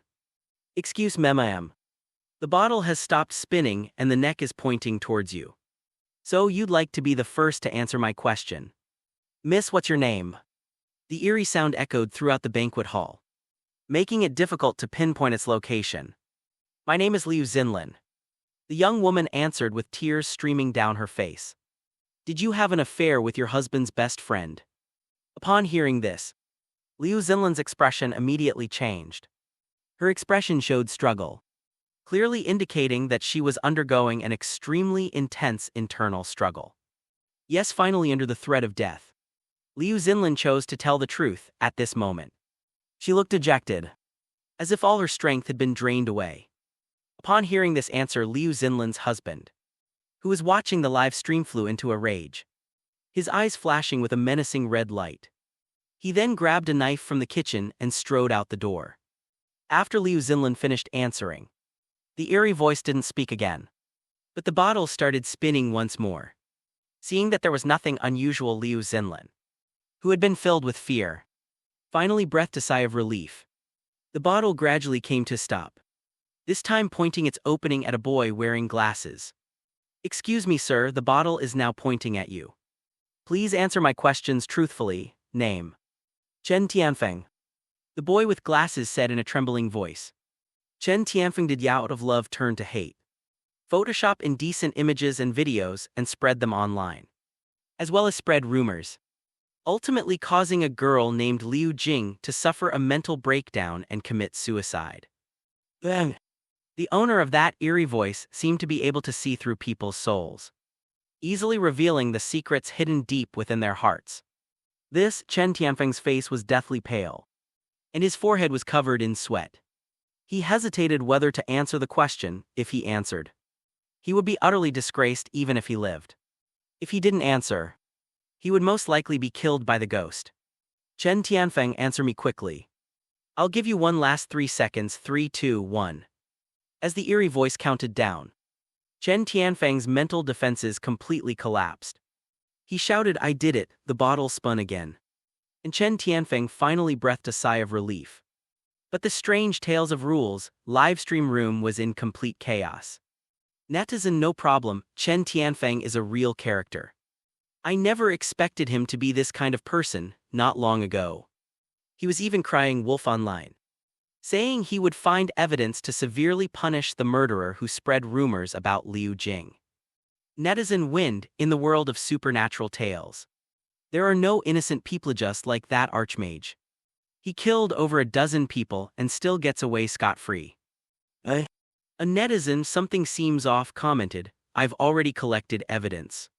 If this kid gets out alive, he'll definitely face legal consequences. The bottle spinning speed slowed down again, finally pointing to a middle-aged man in a black suit with a murderous look on his face. Name Kenji Yoshino to become the gang leader. You tampered with your father-in-law and wife's car, causing their deaths in a car accident, thereby seizing their property as funding for your expansion. Didn't that happen when asking the question? Awu could clearly hear a hint of perverse pleasure in the voice.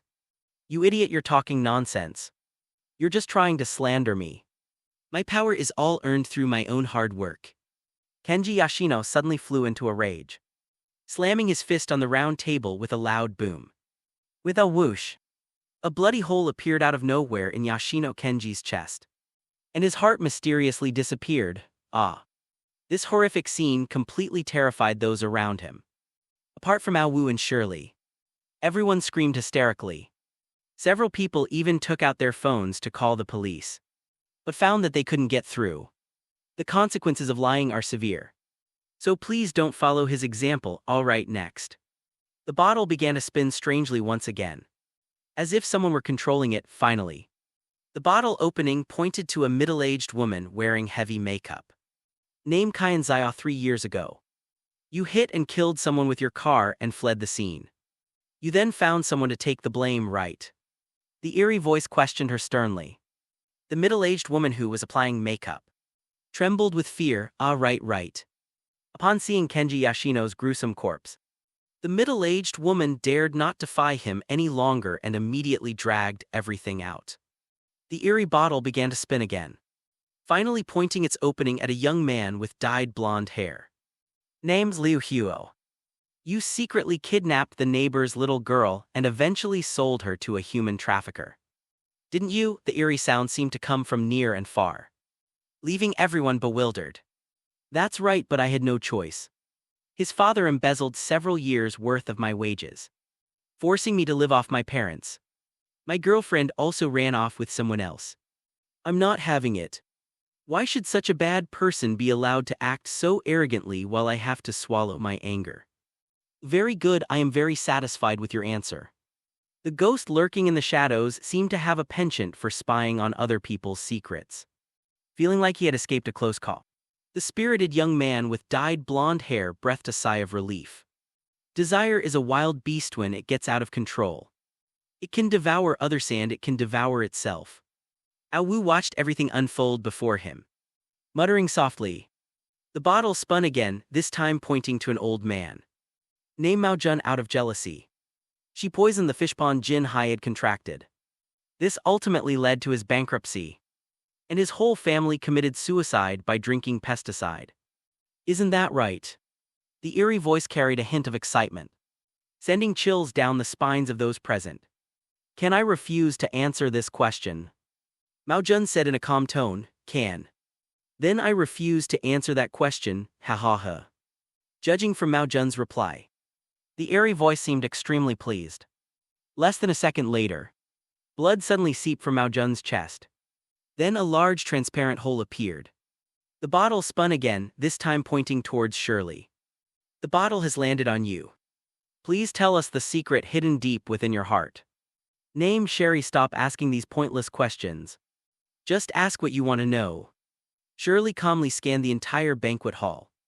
A father's love is like a mountain. But you don't seem to think that way.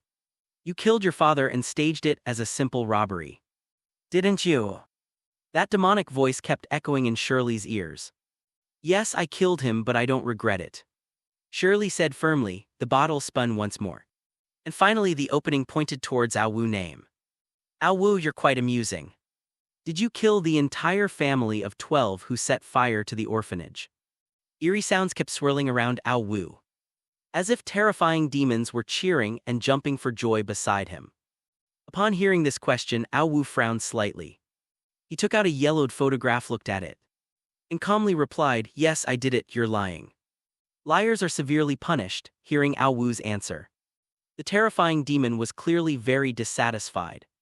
Other intense pain made Ao Wu's eyes widen in fury. Blood began to seep from his left chest, and then a bloody hole slowly appeared. His heart had suddenly disappeared. Blood splattered everywhere, and his life force was gradually fading away. This guy is really strange to hide the truth. He deliberately lied and triggered a dead end. What kind of secret is it? What kind of person is worth him risking his life to protect? Shara, standing to the side, looked at Ao Wu's corpse with a complicated expression. She couldn't understand why Ao Wu had done such a thing. At the same time, Ao Wu's death was like a nuclear bomb detonating in the Rules of Strange Tales live stream, causing a huge uproar. Netizen empty angel, a legend has fallen. The Grand Magister is dead. The nightmare for survivors from all nations has ended. Netizen no regrets in this life, what exactly happened? Isn't it rumored online that the Grand Magus slaughtered those two families of 12 after going berserk? If he told the truth, why did he die? Could it be that he didn't do it and there's more to the story? Netizen Hua Wu, who exactly is the Grand Magister covering up for? Who is the real culprit? Netizen trembling world, it doesn't matter who it is anymore. What good is knowing the truth when a person dies? It's like a lamp going out, everything becomes meaningless. Inside the Special Affairs Bureau, Director Wang suddenly stood up, completely unable to believe it was real. Knowing it was a deadly trap, why did you hide it? You should have just said it. Were you willing to risk your life to protect that person? In a dark basement, a man wearing a black hooded cloak shot a fireball. Shattering the television in front of him, he went berserk, smashing things haphazardly around the basement. Due to his agitation, the hood fell off, revealing a severely burned face. Idiot, big idiot, do I need your help? You presumptuous fool, Ao Wu, wake up. Wake up, don't fall asleep, meow, the black cat Ali. Frantically shook, Ao Wu's pupils were dilated, while its own figure gradually dimmed. The title of Great Master activated healing. With his last ounce of consciousness, Ao Wu activated his title, Grand Magister. A white fluorescent light swirled around his wounds, and then the flesh began to grow back finally. His heart regenerated and began to beat, and his wounds healed rapidly. A few seconds later, Ao Wu reopened his bright piercing eyes, however. His temples were visibly gray, indicating that he had lost a significant amount of lifespan.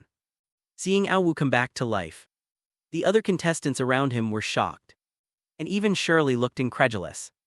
Kid, you're quite interesting. Looks like you've survived 2 very difficult rule-based mystical tales and awakened a title. Right, I didn't expect it to be a recovery title, but it seems to consume lifespan. This time I'm afraid most of your lifespan is gone.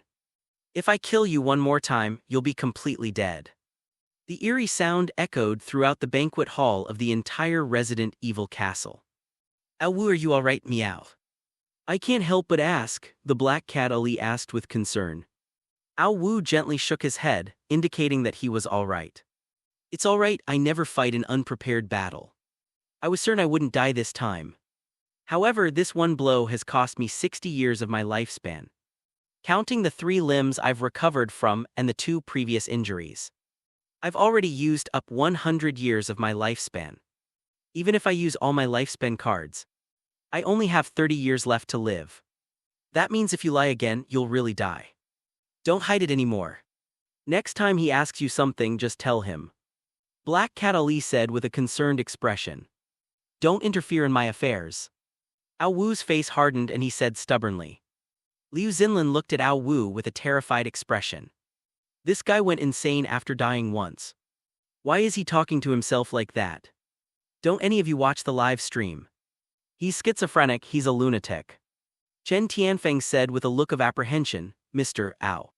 You don't think you can escape your problems just because you died once? Do you? That eerie voice carried a hint of excitement and joy, as if it were overjoyed to be able to take Ao Wu's life once again. No, I'm just betting you won't ask the same question again. Ao Wu said calmly, very good, meticulous observation. Imaginative speculation. And life-risking attempts, no wonder you've passed 2 extremely difficult mystery tales. But unfortunately this time you've met me. and your legend is about to end here.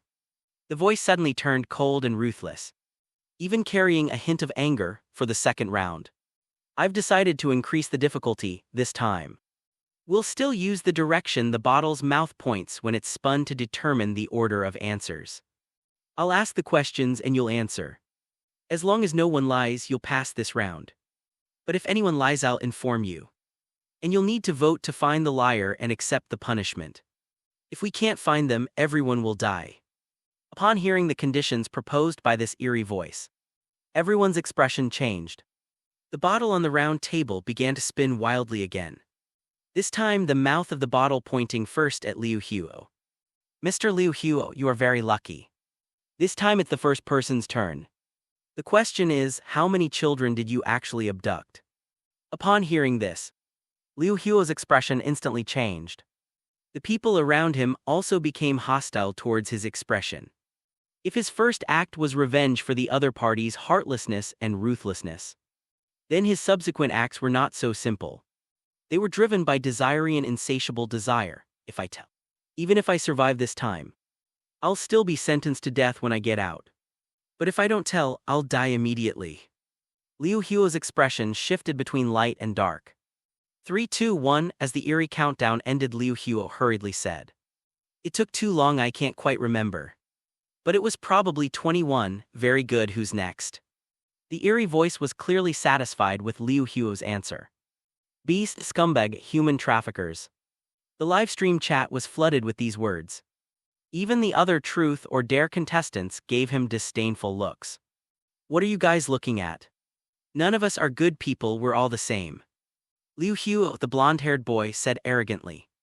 The bottle on the round table spun rapidly again, this time pointing its mouth at the trembling Liu Xinlin. Ms. Liu, is your child your husband's biological child? The owner of the eerie voice was like a devil tempting people to commit crimes. Every word he uttered pointed directly to the weaknesses of human nature. Liu Xinlin looked flustered and she stammered, Of course, Ms. Liu, you should think carefully before you speak. The eerie sound rang out again. Although I cheated on my husband, the child is indeed his. Based on the dates, it couldn't possibly be his. Liu Xinlin said with a look of shame. Very good, next one. The bottle on the round table spun rapidly again, this time pointing its mouth at Kayan Zaira. Ms. Kayan, have you threatened or harassed the family of the person you killed in the accident? A strange sound appeared in Kayan Zaira's ears, as if the evil spirit was right beside her. No. Kayan Zaira's eyes darted around, but she still spoke firmly. Very good, next. The bottle on the round table started spinning on its own again. Strangely, this time the bottle's opening pointed at Shirley.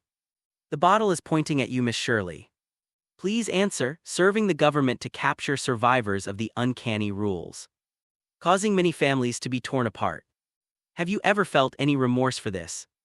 A strange sound came from behind Sherry, and a chill ran through her, making her hair stand on end. The strong prey on the weakenly, the fittest survive. I have no guilt, Shirley said calmly. Okay, very good, next. As soon as he finished speaking, the eerie bottle began to spin again. Dear Mr. Awu, the bottle is now pointed at you. Please answer, in the fire at the orphanage, did you abandon your companions and flee for your life because you were afraid of dying? The eerie sound seemed to remind Ao Wu of something extremely unpleasant. A hint of fear appeared in his eyes, and his body involuntarily trembled. Don't take all the blame on yourself. Saving you was a unanimous decision. They wanted you to live a happy and fulfilling life in their place, not to live in self-blame and despair every day. Meow. The black cat Ali kept shaking Ao Wu's head, hoping he could cheer up. Looking into the deep eyes of the black cat Ali, Ao Wu's excited emotions calmed down. I didn't escape alone. They sacrificed themselves to save me. Actually, I wish I had been the one to die in the fire. Oh dear, Mr. Ao Wu, it's such a pity you didn't die in the fire, Mr. Chen Tianfeng, the bottle is pointed at you.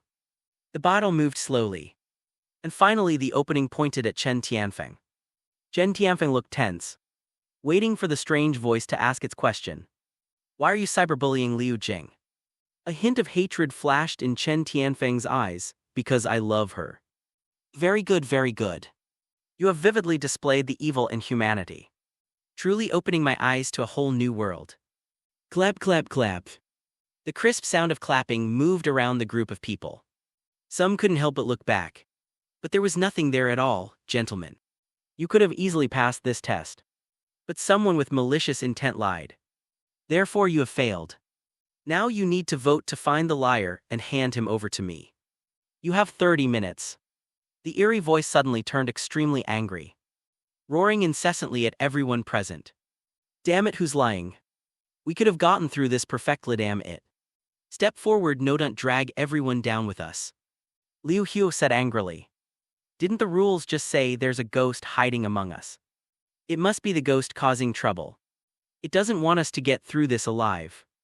Liu Xinlan said with a look of fear. That's right, it must be the ghost hiding among us. He doesn't want us to pass through the checkpoint. He only wants us to die here. I think Ao Wu is the most suspicious. He was clearly dead, yet he came back to life. What else could he be but a ghost? Chen Tianfeng looked at Ao Wu with suspicion. Ao Wu didn't say anything, but just looked at him with a cold smile.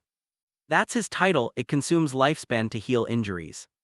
I've seen him use it before, restoring a severed arm to its original state. I think the demon hiding among us wants to incite infighting. It will definitely create conflict at this point. The first and second people to jump out are the most suspicious. To Ao Wu's surprise, it was Shirley who spoke up in his defense. What are you talking about, you be ***ch, I'm not a ghost. Besides that Ao Wu who came back from the dead. This cheating woman is the most suspicious. She kept stammering when answering questions. Very suspicious, I bet she's lying, Liu Huo. The blonde-haired boy kept glancing between Ao Wu and Liu Xinlan, as if he was making a decision. I think the most suspicious person is Liu Huo. The story he told at the beginning was full of holes. He kidnapped other people's children just for revenge. And he didn't stop after he succeeded. Everything he said was just a cover as a human trafficker. And as far as I know, these human traffickers keep ledgers, recording every missing child. But when he answered questions, said he couldn't remember, clearly making excuses for his lies. Kayan Zioa echoed her sentiment. Kayan Zioa, you're talking nonsense. You're suspicious too. Your eyes kept darting around when you were answering the question. You were clearly hiding something. Don't think I didn't see it. You definitely lied about that question. Liu Hu also retorted without backing down. Let's vote then and choose the first person who has doubts. Ao Wu spoke calmly, after a moment of mutual suspicion. The final voting results were somewhat unexpected. Liu Huo received 3 votes, 1 each for Shirley Ao Wu. In Kayan Zaira, Ao Wu received 2 votes, 1 each for Liu Huo and Liu Xinlan. Shirley received 1 vote cast by Chen Tianfeng. Seeing that 3 people had voted for him, Liu Huo panicked instantly. I'm not a ghost and I didn't lie. You're all wrong, you know, you've all been fooled. That ghost deceived you and he's still hiding among you. Liu Huo's expression turned ferocious and furious. But everyone around him stared at him coldly, as if he were a dead man. Oh dear, Liu Huo. They've decided you're lying. So I have to punish you a little. No, you can't do that. I'm not lying, what you're doing is against the rules. Liu Huo screamed hysterically at the air around him. But before he could finish speaking, his skull was suddenly ripped open in full view of everyone. Then an invisible, terrifying monster ate his brain.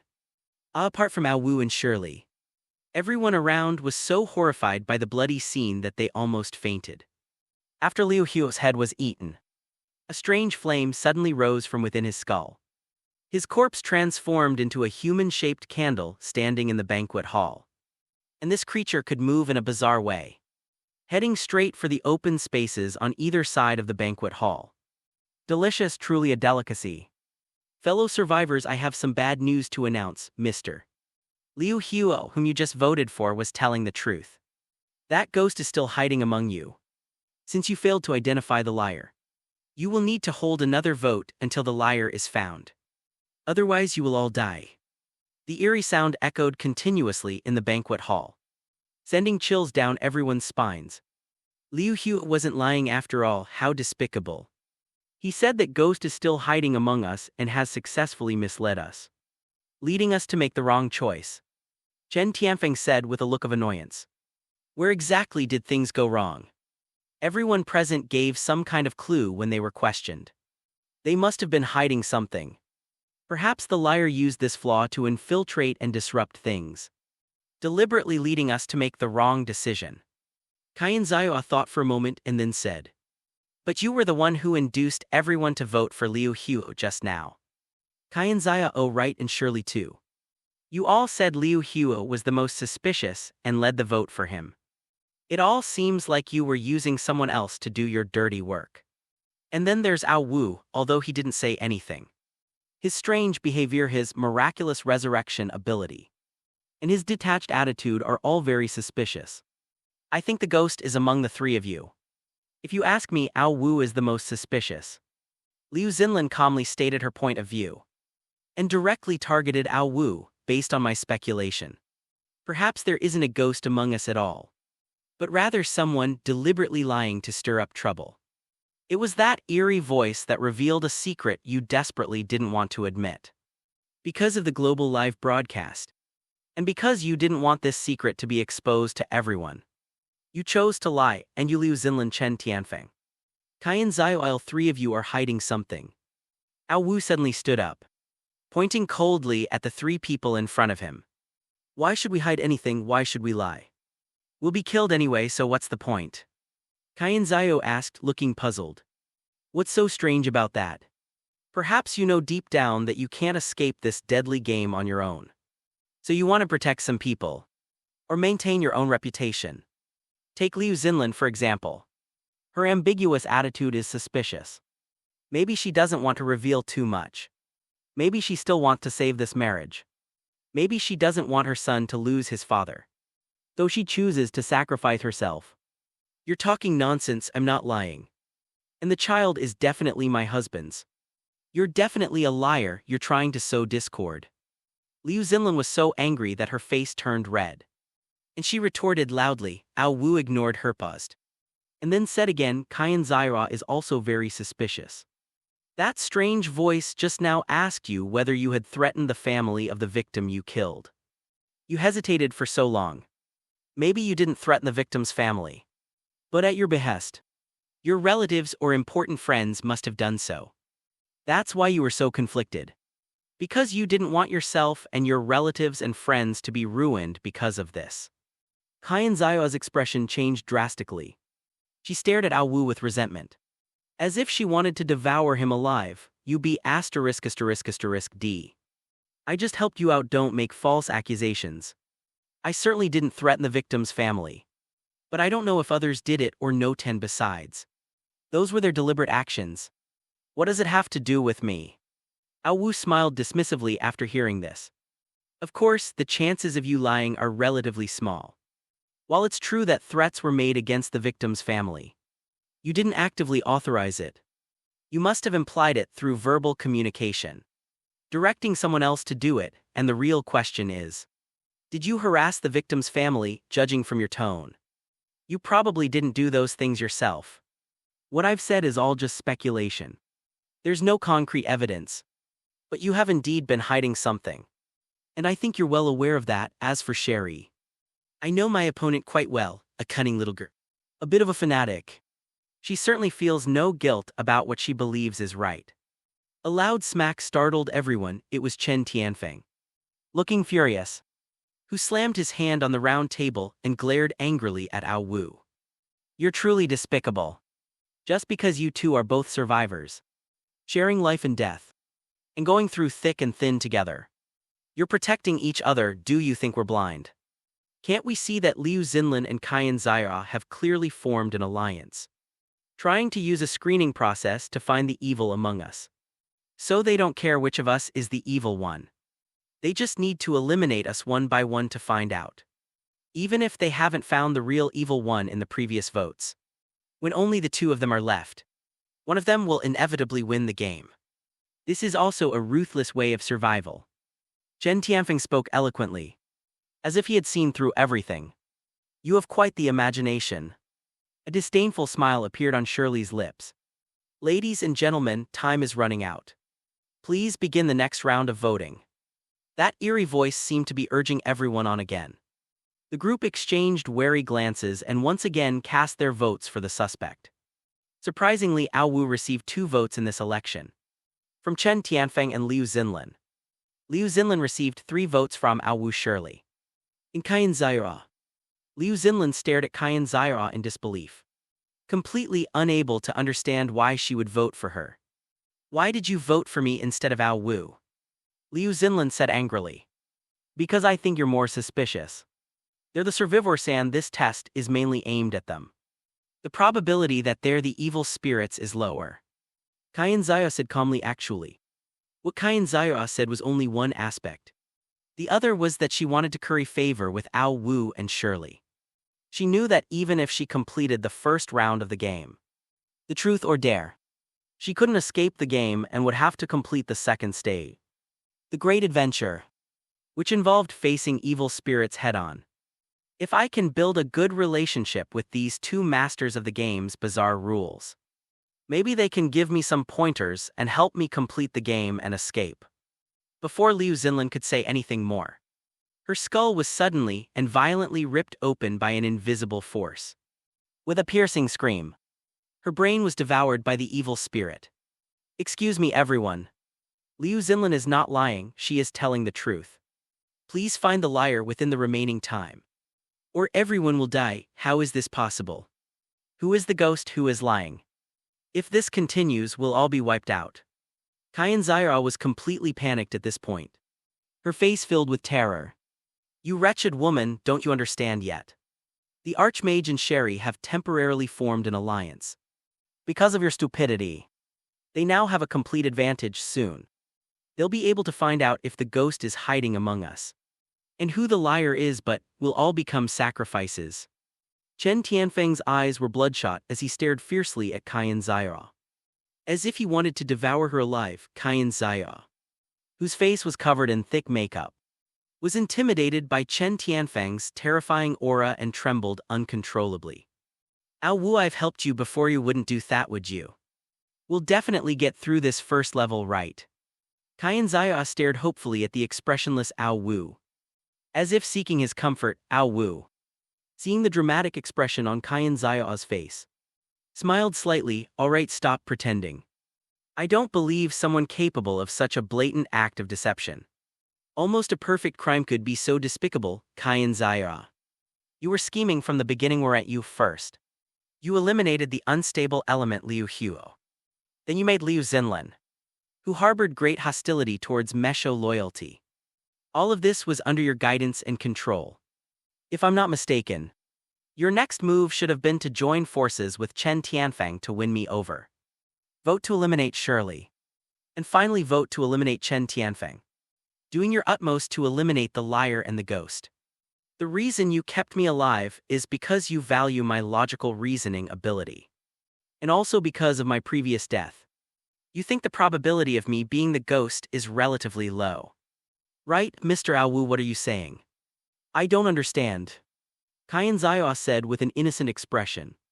After hearing Ao Wu's words, Chen Tianfeng's expression became uncertain. But then Qian Zaira whispered something in his ear, and Chen Tianfeng's expression softened. Since you don't understand, then forget it. I don't want to waste my breath. Ao Wu shrugged indifferently. A murder plot involving everyone being a villain, just thinking about it is exciting. However, I must remind everyone that we only have 10 minutes left. If we don't find the liar soon, everyone will die. So everyone, please begin voting. The eerie sound abruptly stopped. The remaining 4 people exchanged glances and began voting. As expected, Shirley received 2 votes this time, cast by Qian Zaira and Chen Tianfeng. Shirley didn't. And Ao Wu wasn't in a hurry to vote either. Mr. Ao Wu, you actually harbor hostility towards this Miss Shirley, don't you? She's been hunting you down in the real world. I've watched your live streams. You tried to eliminate her several times. Now's a golden opportunity you can't afford to miss. Qian Zaira's timid expression suddenly disappeared, and her tone became assertive. It seems I was wrong about one thing. Actually, you don't really care who's lying. You just enjoy the thrill of controlling life and death. And you like having everyone manipulated at your fingertips. Ao Wu smiled and then turned his gaze to Shirley, who was staring at the wine bottle. Shirley, do you think I should vote for you, as you like? Sherry said nonchalantly as she carefully examined the wine bottles on the round table. Gentlemen, actually, all four of us have told the truth. Ao Wu addressed the group. That can't be right. If we've all told the truth, why hasn't the first round of the game ended? What kind of trick are you trying to pull now? If you want to live, hurry up and vote. Chen Tianfeng said somewhat impatiently, Mr. Ao Wu, are you questioning my authenticity? Let me tell you. I have the means to see through people's thoughts. Someone here is indeed lying. Hurry up and vote, or I'll be the first to eliminate you. The threatening voice of the invisible evil spirit rang in Ao Wu's ears. As if it were right next to him. All right then, I'll vote for you, incessantly babbling ghost. Hey. You two sitting over there, if you want to pass this game, cast your vote for this invisible ghost. Because the one who's been lying all along isn't us. It's actually him. Ao Wu's face held a hint of cynicism as he pointed to the air in front of him. Ao Wu, what are you doing? Meow, the black catali looked completely puzzled. Its little brain clearly hadn't quite grasped the concept. What, you figured it out a long time ago? You beat me to it again, damn it. A hint of annoyance appeared on Shirley's lovely face as she slammed her little fist on the round table. What are you talking about? Aren't liars and ghosts always among us? How dare you accuse the ghost who's hosting the game? Isn't that against the rules? Chen Tianfeng looked shocked and confused. You mean the game's host is lying? That he's been misleading us? And that we've all been telling the truth? Qian Zaira's face was also filled with disbelief. Should you say it or should I say it? Ao Wu raised his chin and looked at Shirley, who looked annoyed. Shirley glared at him angrily and then said, actually, we all had a preconceived notion that the truth or dare game was hosted by a ghost. After the bottle spun, this guy immediately started asking us questions, taking the initiative right away. This led us to mistakenly believe he was the host of the game. But that's not the case. He's also a participant. And he has the ability to see through people's deepest secrets. So he can judge the truthfulness of everyone's words. You mean he used the deaths of Yoshino Kenji and Mao Jun from the very beginning to intimidate us, creating the illusion that he was the host and could distinguish between lies and the truth. A look of realization dawned on Qian Zaira's face. Ao Wu looked at everyone and continued. That's right, I don't know if you all noticed Rule 1. The obvious hint that there's a ghost among us. This made us subconsciously think that the ghost was among the participants. That guy pretending to be the game's host, manipulating us at will and after each question. He would add a lie because he was also a participant in the game. He lied every time, which is why we could never pass the first round of the game. Ao Wu couldn't find where the invisible ghost was either. He said this while pointing randomly in the air. Chen Tianfeng said with a confused look. He kept asking questions but never answered any. What lie did he tell, you bunch of foolish humans? How dare you question the game's host? I've always upheld the principles of fairness, impartiality and transparency. Every word I've said is true. Tell me, where have I lied? If you can't answer, I'll immediately crack open your skull and savor your delicious brain. Hey heh, a maniacal laugh echoed around Shirley. She could even smell the stench emanating from the terrifying spirit's mouth. Damn it! Did this guy eat some kind of oli geese, a popular Taiwanese snack? It's making me want to throw up. Meow, the black catali lay listlessly on Ao Wu's shoulder, etching frequently. Hey, you haven't brushed your teeth in centuries. Your breath stinks. Ao Wu fanned his nose while saying this with a look of disgust. Seeing Ao Wu's frantic rant about the ruthless, terrifying demon, Chen Tianfeng and Qian Zaira were both stunned. They both thought to themselves, the survivors of the rules of the strange tales are indeed incredibly audacious. Not even putting the ruthless, terrifying demon in their eyes, the time is almost up. I will kill you, I will make you die in agony. I will make your body the eternal flame here, and your soul the oil for this lamp never to be reborn. The terrifying evil spirit stood before Ao Wu. cursing him madly with the most vicious language. Ha! At least 10 ruthless killers have said the same thing to me. And I'm still alive and well. You bunch of useless sluts, come and bite me if you dare. Ao Wu's attitude was extremely arrogant. And for a moment the terrifying evil spirit was unable to refute him. You have no proof that I'm lying, so you can't kill me. I'll continue playing this game with you until I kill you. The hysterical, terrifying demon finally calmed down. I think you won't admit it until you see the coffin. This guy has been lying all along. It's just that his lies need to be verified. What is this? Ao Wu pointed to the bottle on the table and said to Chen Tianfeng. Judging from the bottle's shape and packaging, it looks like a wine bottle. After observing for a while, Chen Tianfeng spoke cautiously. How do you know it's a wine bottle? Do you recognize these words on it? Ao Wu smiled and asked in return, I don't recognize it. But aren't these the kinds of bottles used for storing red wine in the real world? Besides, didn't that demon just say it was a wine bottle? Ah, you mean this is the lie he told? Chen Tianfeng stared in disbelief at Ao Wu, who was grabbing the wine bottle. Ao Wu grabbed a bottle from the round table and tilted it upside down, spilling the remaining liquid from the bottom of the bottle onto the table. He dipped his finger in the red liquid and forced it into Chen Tianfeng's mouth. Hey bro, wanna try this? Ao Wu, you're a real dog, meow. Black Cat Ali clasped her hands together and observed 3 seconds of silence in mourning for Chen Tianfeng.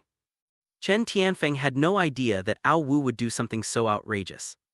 Caught off guard, he was directly put into his mouth by Ao Wu's hand, which was covered in an unknown liquid. Chen Tianfeng's face turned green at that moment. Pa Ao Wu you r. Before he could finish speaking, he felt a chill on his neck, as if something sharp was strangling him. And if he made the slightest move, his head would be severed. Good buddy. I'm giving you another chance to put your words into words. Ao Wu looked at Chen Tianfeng with a half-smile. Due to nervousness, Chen Tianfeng's throat tightened, and he unconsciously swallowed. This slight movement caused a few drops of blood to drip from his neck onto his trousers. Grand Magister, I'm a big fan of yours. I actually wanted to ask how your mother's health is. Polite language, I'm an orphan, are you mocking me? Ao Wu's face turned cold, and he made a move to tighten the strange silk in his hand. Chen Tianfeng was so frightened by his action that he almost wet himself. He said with a mournful face, Big brother, what do you want? Please stop playing tricks on me. But I still prefer your defiant attitude from just now. Chen Tianfeng, brother, time's almost up. I'll vote for whoever you tell me to vote for. I'll do whatever you say and follow your lead without question. Chen Tianfeng said with a pleading expression. All right, then tell me first, what flavor did you just taste? Ao Wu pointed to the pool of unidentified red liquid on the table and said.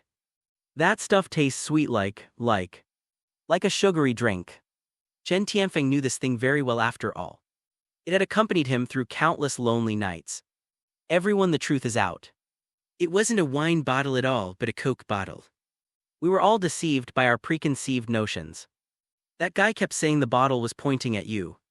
But that was a lie. The truth is often hidden in the details. Pay attention, right, Sherry? Ao Wu raised his chin at Shirley with a smug look on his face. Shirley gritted her teeth in anger and clenched her fists tightly. That damn guy, what's there to be so smug about? Now everyone, please begin voting. Ao Wu waved to everyone present. Don't vote for me, you despicable bastards. Anyone who dares to vote for me, I'll rip their skull off and eat their brains. The invisible demon became extremely anxious and began to intimidate everyone present. But embarrassingly, no one paid any attention to him. I voted for this chatterbox, Kyan Zaya said with a serious expression. I voted for him too, that B*** D really fooled us. Chen Tianfeng said viciously.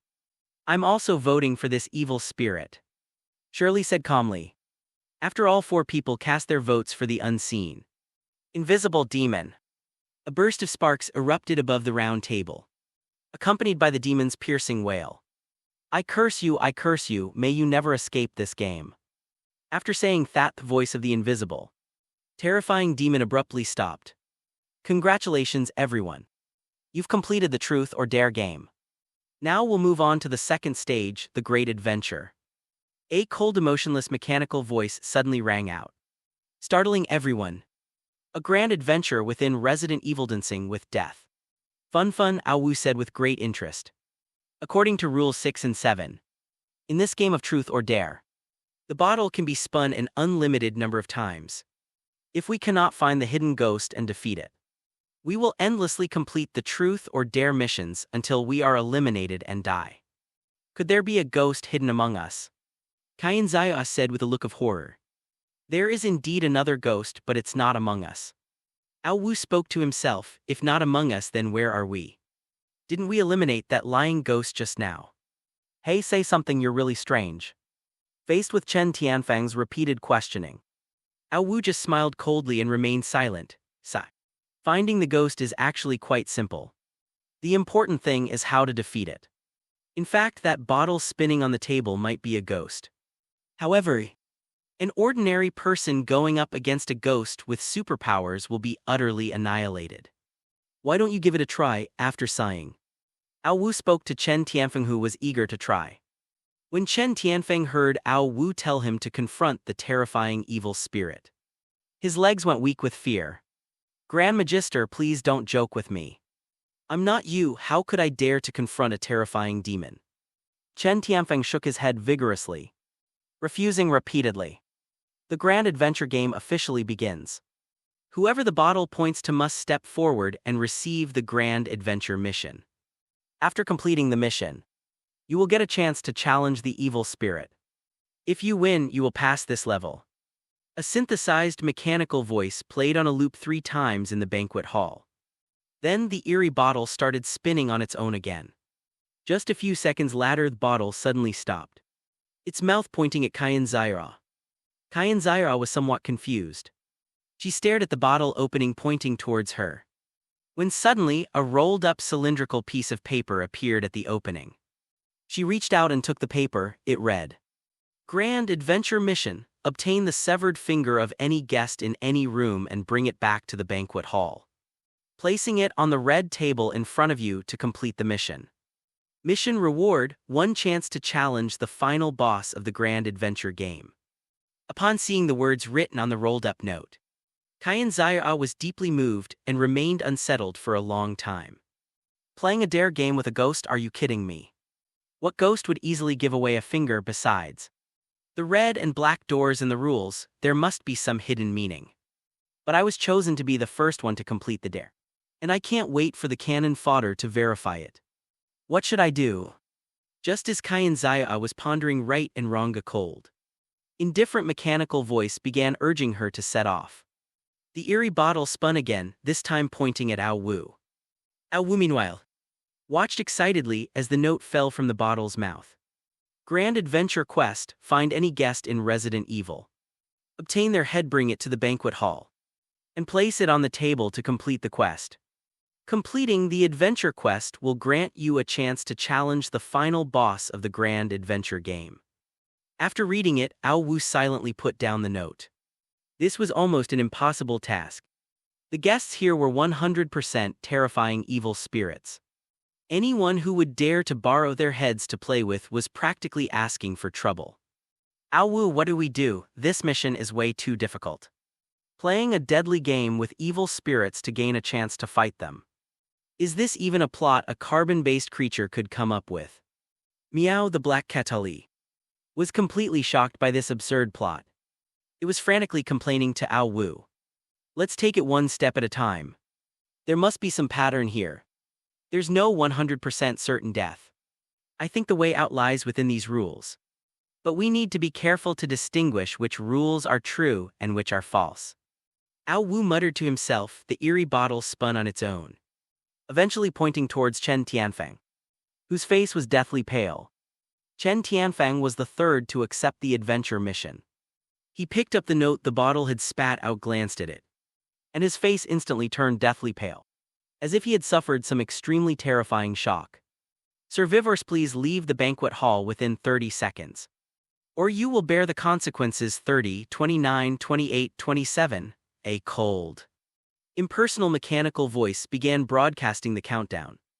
And Ao Wu had no choice but to prepare to depart. At this moment Kayan Zaya, the first person to leave the banquet hall, had already begun exploring inside the evil spirit castle. The banquet hall here is strange, as it's located on the very top floor of the castle. Furthermore, the entire haunted castle is completely dark, relying entirely on those eerie human candles for illumination. The exposed skull and the bloodied, grotesque corpse added to the already oppressive atmosphere, making it even more terrifying as Kayan Zaya walked. She felt as if those eerie human candles were watching her every move. Damn it, why did I get dragged into such a terrifying game? Kayan Zaya couldn't help but complain in her heart. She mustered her courage and stepped out of the hall, only to be met with endless darkness, which filled her with fear. Fortunately, after walking for a while, a faint light appeared ahead. But what's even more terrifying is that the light comes from human candles. And the illumination from these eerie human candles is more terrifying than being in the dark. Fortunately, after Kayan Zaya walked for a while, nothing strange happened. Her anxiety gradually subsided. Under the gaze of the human candle with its skull lifted, Kayan Zaya forced herself to walk forward, suppressing her fear suddenly. She felt as if something was constantly following her. The feeling was so intense, it nearly scared her out of her wits. A demon is following me, what should I do, what should I do? Kayan Zaya quickened her pace, trying to shake off the thing that was following her. But the thing was like a leech, also quickening its pace. The intense sense of danger made Kayan Zaya extremely nervous, as if her heart was about to jump out of her chest. Alright. Rule 11, if you feel something scary following you, immediately go to a place without candlelight. Just as she was panicking, a deep darkness appeared not far ahead. Judging the distance, Kayan Zaya ran with all her might. Although the light from the human candle was not weak, Kayan Zaya could not see what was behind her. But she could feel that terrifying thing getting closer and closer. The intense sense of danger caused her adrenaline to surge. And finally, at the last moment before that thing caught up with her, she plunged headlong into the darkness. She gasped for breath in the pitch-black darkness, the chilling feeling completely gone in the darkness. She felt as if she had descended a staircase to the next floor. The corridor on that floor was filled with human candles, their eerie white light particularly chilling.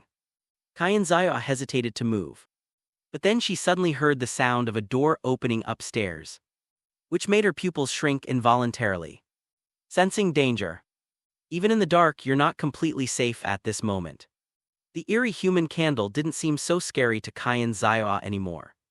Kayan Zaya rested for a while to regain her strength and continued walking forward. Illuminated by the light of the human candles, she saw that the corridor was filled with terrifying, abstract oil paintings. These bizarre paintings depict grotesque and terrifying monsters. For example, there's an octopus-like creature with tentacles and a head that blooms like a flower, with eye-like tentacles extending from its neck. Kayan Zaya looked terrified. I feel like these paintings are alive. These paintings have a strong Cthulhu style. Looking at them for a long time evokes a twisted, chaotic, an indescribable sense of dread. It seems we can't stay exposed to candlelight for long. We must remain in darkness as much as possible. We can't go any further. She heard footsteps approaching behind her again, and she turned around in alarm. There was no one in the candlelight. It seemed she had no choice but to open a door here, but should she open the red door or the black door? Kayan Zaya was caught in a dilemma. The invisible footsteps became more rapid, as if something extremely terrifying was moving quickly through the candlelight and attacking her. The unknown is the most terrifying thing at this moment. Kayan Zaya had no other choice. She gritted her teeth, randomly chose a door, pushed it open with a creak, slipped inside and slammed it shut. But what she didn't notice was that the instant she opened the door, a dark shadow slipped into her shadow. Ao Wu and Kayan Zaya set off at roughly the same time. However, by the time he stepped out of the rooftop banquet hall, Kayan Zaya had already vanished. Looking at the deep and eerie darkness before him, Ao Wu's brow furrowed in thought. That wretched evil castle. They didn't even light up, making it pitch black. Are they trying to create a scary atmosphere? Let me tell you, this won't scare King Ali. Awu, you hold them off for a bit. I'm going back to get some equipment. Then I'll come out and fight them to the death, meow. Looking at the darkness before it, the black cat Ali revealed a hint of fear in its eyes. It quickly came up with a righteous excuse and tried to run away. This is the first time I've heard a cat describe courage in such a sophisticated way. You're a disgrace to the feline world. Cowardly as a mouse isn't used to describe mice. It's used to describe cats. Awu's sharp tongue deeply provoked Ali the black cat, who was trying to escape, and immediately broke its defenses. Damn it. You're Fiora right. You hit 4 of my weak points in 1 second. You're just healing yourself. But I'm actually breaking through your defenses, meow. The black cat Ali looked at Awu with resentment, while Awu was exploring and observing his surroundings. There are no human candles here. Why aren't they placed in this passage? All the doors here are black. Should we try opening one? Awu stood in the dark, so dark you could hear a pin drop. Before him was a large black door and he hesitated, wondering whether to open it. What are you trying to do?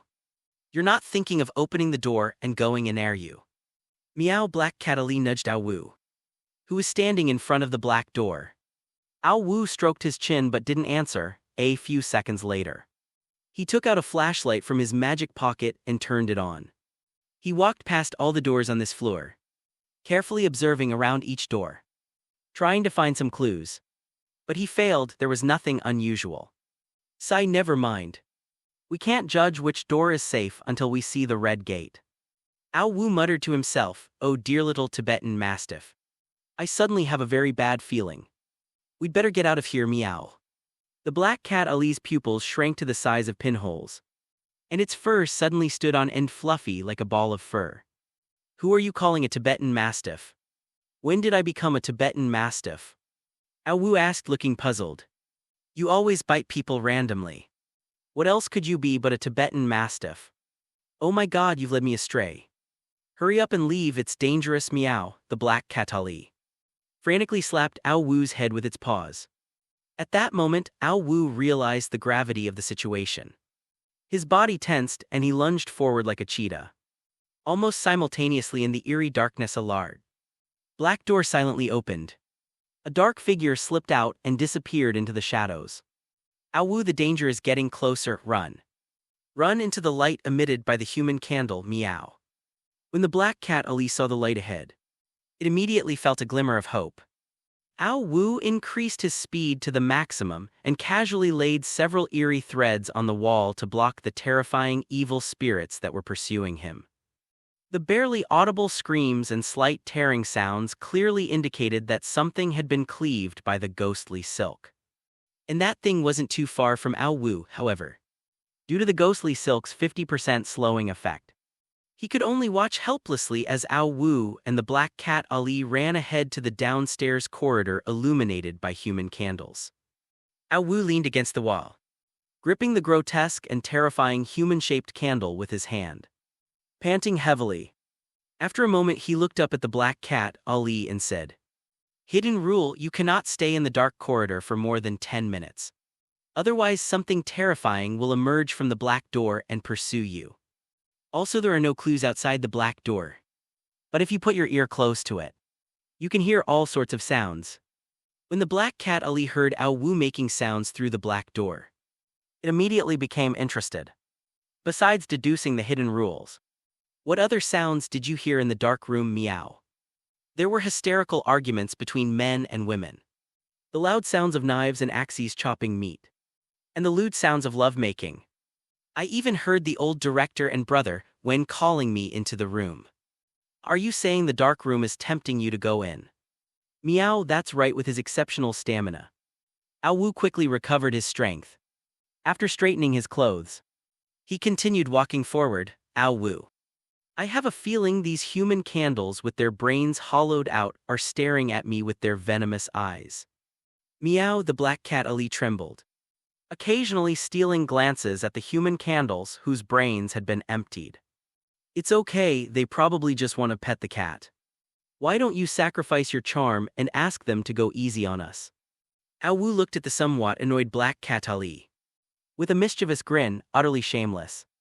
Others would go to great lengths for their friends. But you'd stab them in the back for your own sake, meow.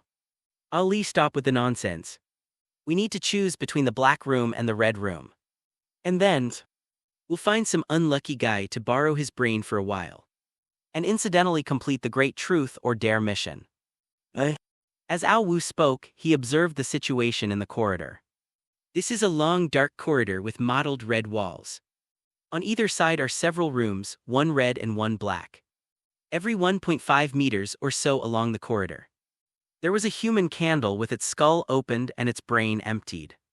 These human candles were arranged one after another for a long distance, emitting a pale white light that illuminated the entire corridor. Ao Wu. There seemed to be many terrifying oil paintings hanging on the walls on both sides. Looking at them instills an indescribable fear in one's heart. Ouch, my head hurts so much, meow, the black cat Ali. Only glanced at the eerie oil painting on the wall for a moment before its gaze became fixed on it. It covered its head, its eyes filled with growing fear. Don't look around like that, are all cats as curious as you? As Ao Wu spoke, he reached out and blocked the black cat Ali's eyes from looking at the eerie painting. 10 seconds later, Ali, who had been stiff all over, finally came to its senses and slumped onto Ao Wu's shoulder. Panting heavily, damn it, I've fallen for it. There's a hidden rule, don't look at those eerie paintings on the walls. Or you'll fall into mental confusion, fear, and other negative emotions, meow. Black Cat Ali patted Ao Wu, who was searching for clues everywhere with a flashlight. Still feeling a little shaken. Hey, are you even listening to me, meow? I'm afraid intellectual disability is contagious. So I don't dare talk to you. Ao Wu said without turning his head, what are you saying? What are you saying, what kind of talk is that? We're brothers, are we? You're trying to outsmart your brother, aren't you, meow? The black cat Ali was already starting to doubt its existence. But Ao Wu didn't have time to pay attention to it. He walked from one end of the corridor to the other, observing every room door. That cunning frog kept touching your belly. So that's what it was all about. Ao Wu held a piece of paper in his hand. A knowing look on his face, what are you doing? Holding a piece of toilet paper and pretending to be Detective Conan. Meow, seeing him so smug. The black cat Ali was very indignant and immediately launched into a furious rebuke. This isn't ordinary toilet paper. This is the toilet paper from Wang Wei's poem, No. This is the key to completing the great truth or dare game. Ao Wu waved the paper in his hand and said, a single piece of paper is the key to completing the great adventure game. What's written on it, some kind of divine decree, meow. Upon hearing Ao Wu's words, the black cat Ali also became curious. Remember the rules of the game. Rule 8 has been proven incorrect, there is no safety here. Guests in both the black and red rooms are in great danger. Some are bound by a few rules, while others are bound by many. Ao Wu's gaze darted back and forth between the black and red rooms before he pointed to the red room. Rule 9 isn't entirely accurate. The red room is indeed relatively safer. But it's not 100% safe. Only a red room bound by rules is truly safe. This piece of paper was handed to me by the ghost inside the red room when I passed by. It contains some hidden rules. As for Rule 10, that's incorrect. The black room is extremely dangerous. I still don't understand its rules, no. I should say I know one, if you stay in a dark corridor for 10 minutes. Something from the black room will come out and hunt us. Ao Wu. Can we really trust that note handed out from the red door? Black Cat Ali had some doubts about the authenticity of the note in Ao Wu's hand. I don't know either. But it's better than the unknown with no rules. So I've decided to go to the red room and confront the evil spirits inside. As Ao Wu spoke, he unfolded the white slip of paper in his hand. Rule 1, if the room owner wants to play a game with you, you cannot refuse or cheat. Rule 2, you may. But don't let the other party find out or you will surely die. Liars will die. Rule 3, you may communicate with the room owner. But please do not exceed 10 sentences. Otherwise, you will be responsible for the consequences. Rule 4, if you are lucky enough to win your battle against the evil spirit, you can make one request within its power. It will grant your request, note that you must win. You absolutely must win. Otherwise something terrible will happen. Ah, very useful rules. Ow woo, are we really going in? Meow. Black Cat Ali looked nervous. Of course, but you don't need to be so nervous. Repeat after me, if your heart is clear as ice. You won't be alarmed even if the sky falls. After reading the rules, Ao Wu folded the white slip of paper and put it in his pocket. He strode towards the door of the red room where he had found the rule slip. Ao Wu, something's wrong. Something's following your footsteps. It's using your footsteps to mask the sounds of its own movements. And that thing is very close. Run fast, meow. Ao Wu's expression gradually turned serious. Ha Ali. You can't joke like that. The black cat Ali snapped angrily. You idiot. Do you think I'm the kind of cat who jokes around at crucial moments? Meow. Upon hearing this, Ao Wu turned to look behind him.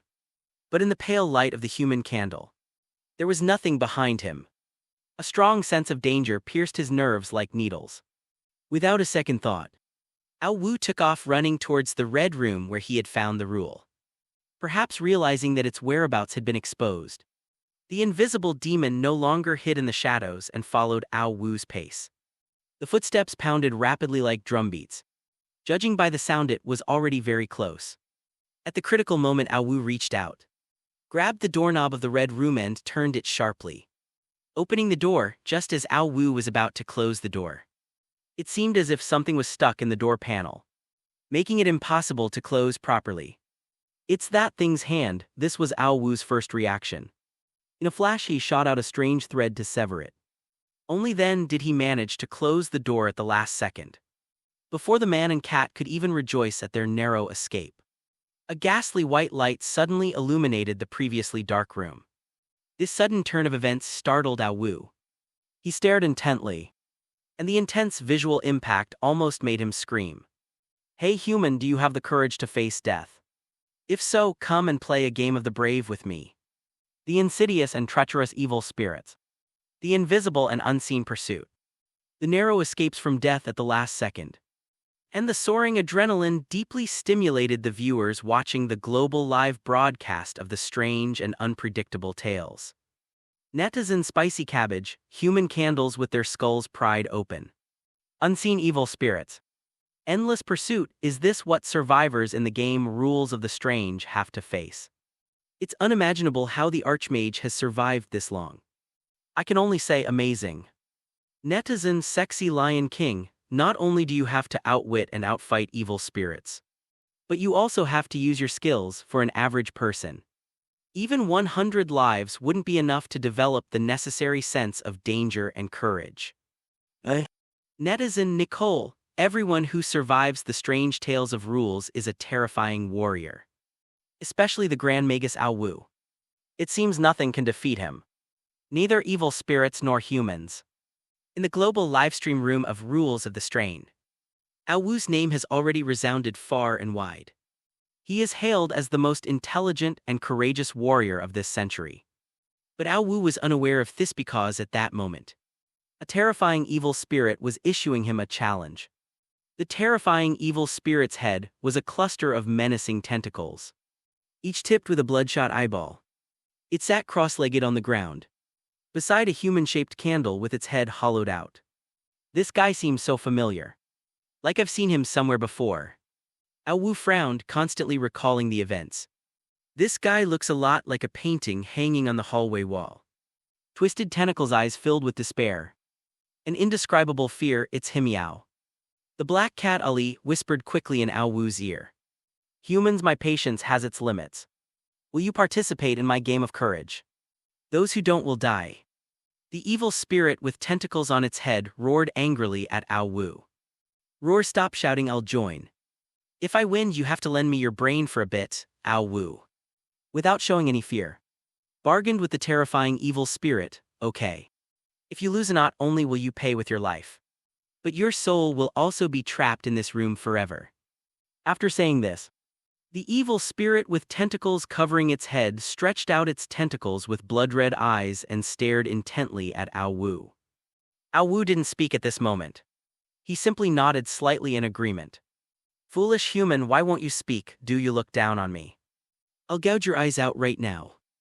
Seeing that Ao Wu remained silent, the eerie evil spirit flew into a rage. It stretched out a tentacle and aimed it at Ao Wu's eye. But Ao Wu neither dodged nor flinched, simply watching the sharp tentacle hurtle towards him. Finally, the tentacle hovered just 1 centimeter away from Ao Wu's eye. Oh, holy crap, awesome.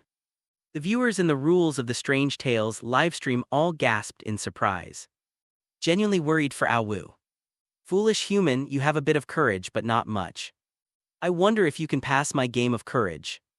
After saying that, the terrifying evil spirit with a bunch of strange tentacles on its head waved its hand lightly. And 3 transparent water glasses filled with clear water appeared on the ground. What do you want, you evil spirit? Are you trying to offer us some tea as a gesture of hospitality? Meow. Black Cat Ali stared greedily at the 3 glasses of water. How about I let you come and have a drink in a little while? Ao Wu glanced at Ali and said, Dame. Foolish human, please stop your arrogant self-talk. Now I'll explain the rules of the game. There are 3 cups of water in front of me, one of which is poisoned. Drinking it will result in certain death, whether you're human or ghost. So today I won't bet anything else with you. Just a bet on who has better luck. We'll each choose a cup of water and drink it. Whoever dies from the poison loses. I'll choose first, you don't have any objections, right? The evil spirit with twisted tentacles covering its head was about to slap its tentacles at Ao Wu's face. Seeing this, Ao Wu dared not object. After thinking for a moment, he agreed. Ao Wu, this guy is so cunning.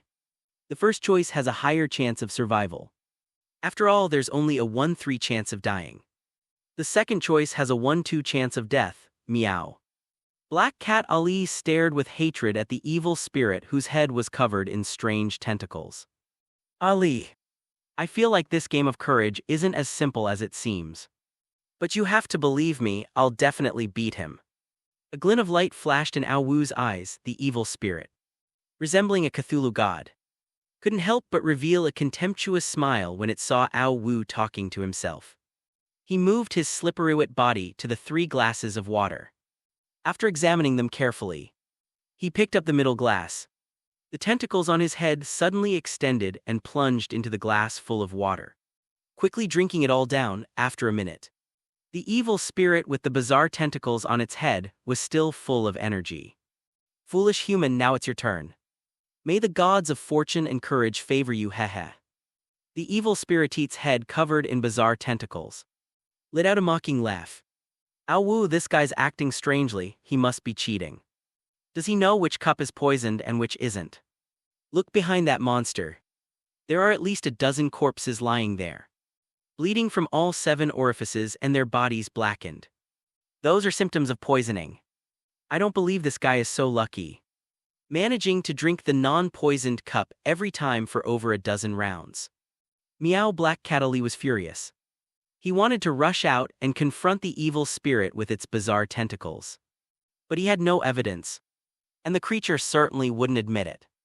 Ao Wu did not answer it immediately, but instead began to observe the remaining 2 glasses of water. These are 2 glasses of clear water, without any impurities. Each glass is approximately 12 centimeters long. The water level is about 9 centimeters. The rim of each glass is 8 centimeters in diameter. There are no abnormalities in the glasses, etc. As if struck by a sudden thought, Ao Wu glanced at the water glass in his hand, then at the terrifying evil spirit with tentacles covering its head. A knowing smile suddenly appeared on his face.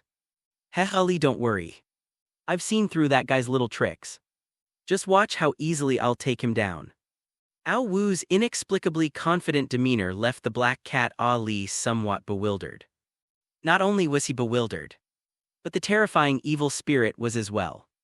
Foolish humans, stop bluffing. The terrifying evil spirit whispered. You'll find out soon enough whether it's a bluff or not. After saying that, Ao Wu took out a straw from his magical pocket, inserted it into the center of the water cup, and sipped the water. In no time he had finished all the water in the cup. About a minute later, Ao Wu was unharmed, while the terrifying evil spirit with tentacles on its head was completely dumbfounded. You're really lucky, a draw we drew. This is the first time in all these years that I've met someone who can draw with me. Ha, the evil spirit. Its head covered in bizarre tentacles chuckled dryly. Ao Wu raised his head and gave the tentacle-headed evil spirit, who was grinning foolishly, a meaningful look. Then he did something that made Ao Wu's jaw drop. Ao Wu took the straw out of the cup and dipped it into the last cup of water. Ao Wu, what are you doing? Do you want to die? Even a child knows that if you drink 2 cups of water that are harmless, the last cup must be poisoned, and drinking it will definitely kill you. You've had enough of living, haven't you? I haven't, meow. The black cat Ali looked utterly incredulous. It grabbed Ao Wu's hair, trying to pull his head away from the straw. But it wasn't strong enough and could only watch helplessly as Ao Wu leisurely finished the last cup of water. Completion. The black cat Ali and the evil spirit with the strange tentacles on its head collapsed to the ground at the same time, their faces filled with despair. The viewers in the Strange Rules livestream were also puzzled. Netizen Joanna Bian, the Archmage, has lost all hope of survival and has begun to completely give up. Netizen Pekagyoy, I can't believe this is true. A grand mage who could strategize and plan everything would actually seek his own death. Netizen Keijiro Yakamichi, what kind of grand magister is he? It's just something people hyped up, he has no real title. Netizen Sexy Cat, I think so too. She's just a lucky bum with terrible mental fortitude. How can she compare to our country's Miss Shirley? Not only were viewers in the global live stream discussing the strange rules, but everyone in the Special Affairs Bureau was also worried for Ao Wu. What is this guy thinking? Does he have a death wish? Zuki said with a worried expression. Sorry, I disagree with your point of view. Ao Wu always wins by surprise. He must have discovered something, which is why he so confidently drank the 3rd cup of water. Lin Bufan remained completely unperturbed, leisurely sipping his coffee. I have discovered the secret of this place, Director Wang said with a mysterious expression. Director, please speak quickly. Director, please speak quickly. Exactly. Let me give you a little insider information. Su Qi and Lin Bufan relentlessly pestered Director Wang of the Special Affairs Bureau. Heavenly secrets cannot be revealed. Director Wang walked back to his office, leaving everyone with only a mysterious silhouette. But what they didn't know was that after closing the office door, Director Wang leaned against it, let out a long sigh, and whispered, finish and run, so exciting. All right, what's done is done. Let's find a comfortable place to lie down. Ao Wu, look over there, it's nice and clean. Perfect for lounging around. Meow. Before Ao Wu died, the black cat Ali made all the arrangements for his passing. What nonsense are you spouting, you silly cat? Go lie down if you want, I'm not going to die. Ao Wu said confidently, hey, what's wrong with you? It's been several minutes, why aren't you dead yet? Are those 3 cups of water all non-toxic? So I won't die no matter how much I drink them. Meow. The slow-witted black cat Ali finally realized that something was wrong. Ao Wu chuckled and shook his head. Ali, you're saying the exact opposite. Those 3 cups of water were all poisoned. If you don't believe me, ask that guy whose head looks like a mop. Don't talk nonsense, I follow the rules very well. Don't slander me. If all 3 glasses of water were poisoned, why are you still alive? The evil spirit with many strange tentacles on its head squeaked, and its eyes darted around. Oh really, you're quite bold. Are you really sure you want me to tell you? Testing the limits of the rules. Don't you know you're playing with fire? Rule 12, liars die. Hidden rule 2, you can lie, but don't let the other person find out or you'll surely die.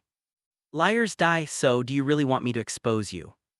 Ao Wu's gaze was intense, clearly overwhelming the evil spirit with its head covered in strange tentacles.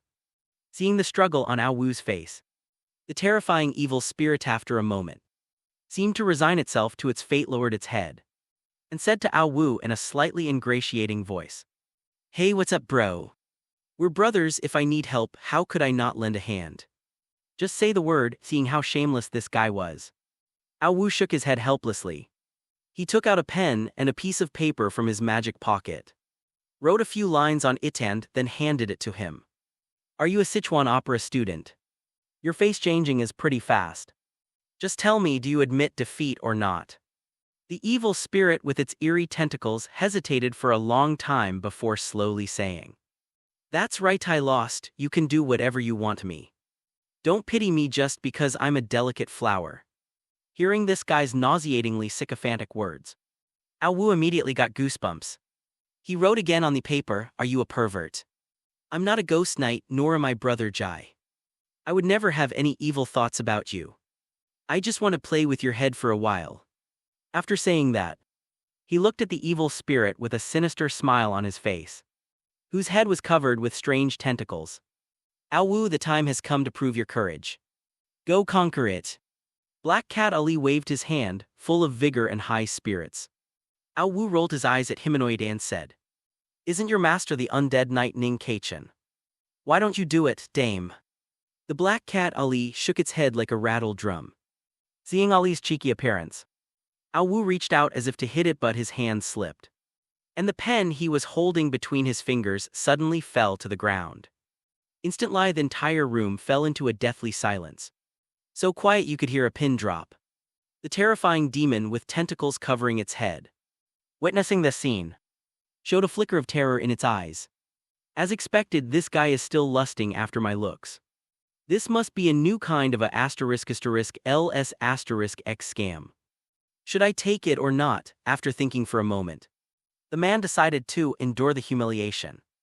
His eyes were filled with tears of humiliation as he slowly bowed to Ao Wu. Seeing the tentacle-headed evil spirit that remained bent over, Ao Wu suddenly seemed to realize something, his face turning ashen as if he'd swallowed a fly. He kicked the evil spirit with its bizarre tentacles in the rear, sending it sprawling face first into the dirt. "Brother, can you be a little gentler with her?" The evil spirit with its head covered in bizarre tentacles gazed at Ao Wu with tender affection.